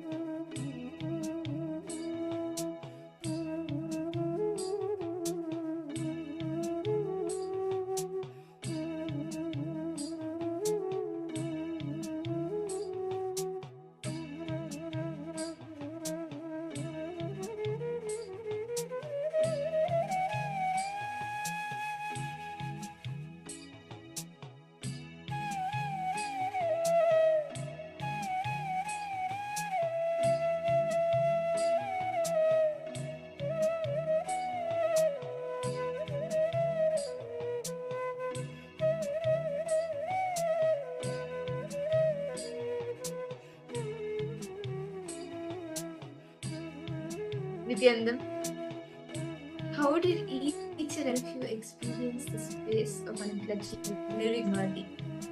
See, understand today, during the all of us and throughout the so we will all be learning about this science of Nirvikalpa Samadhi. How Bhagavan Dakshinamurti, just with the pure space of silence, transmits enlightenment, transmits the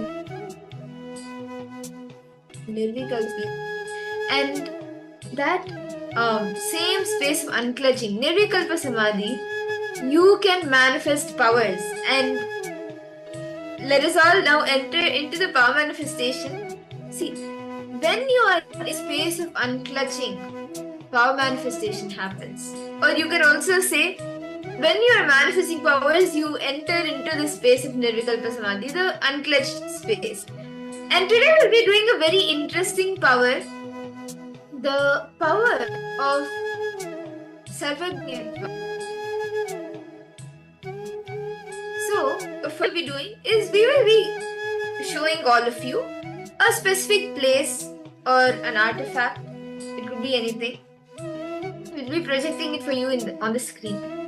Using your third, you will be scanning and describing the place or describing the artifact, what place it is, what artifact it is, what does it contain, what does it have, what is the significance, any significance, all the details of that place or that artifact you will be revealing.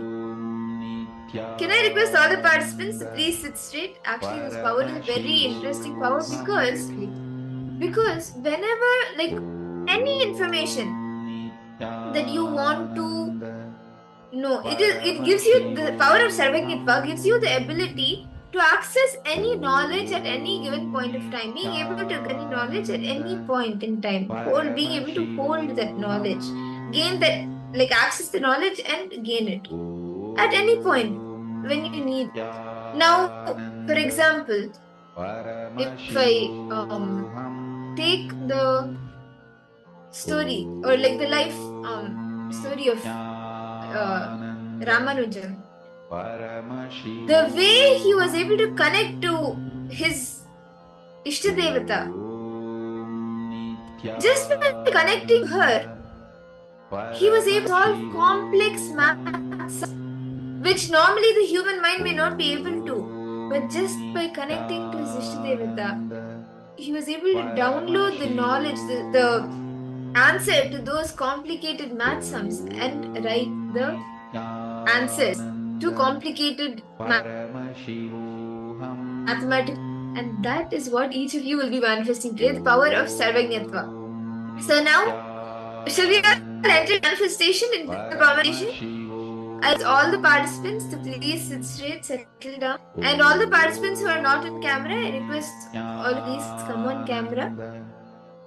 And let us start now. Please sit straight. Just enter that space of Nirvikalpa Samadhi, unclutching, perpetual completion. Do not create any thought. Do not sustain any thought. Do not destroy any thought. Let it flow. Let it go. If any thought comes, it's okay. Don't try. Don't tell yourself, okay, oh my God, a thought came, let me stop it. That itself will become another thought. Don't do that. Just observe, okay, this thought is coming, it is going. Just let everything flow. Do not create, sustain, or destroy any thoughts. Remain in that space of unclutching. Now, for all the participants, request all of it, please close your eyes. Connect the Swamiji.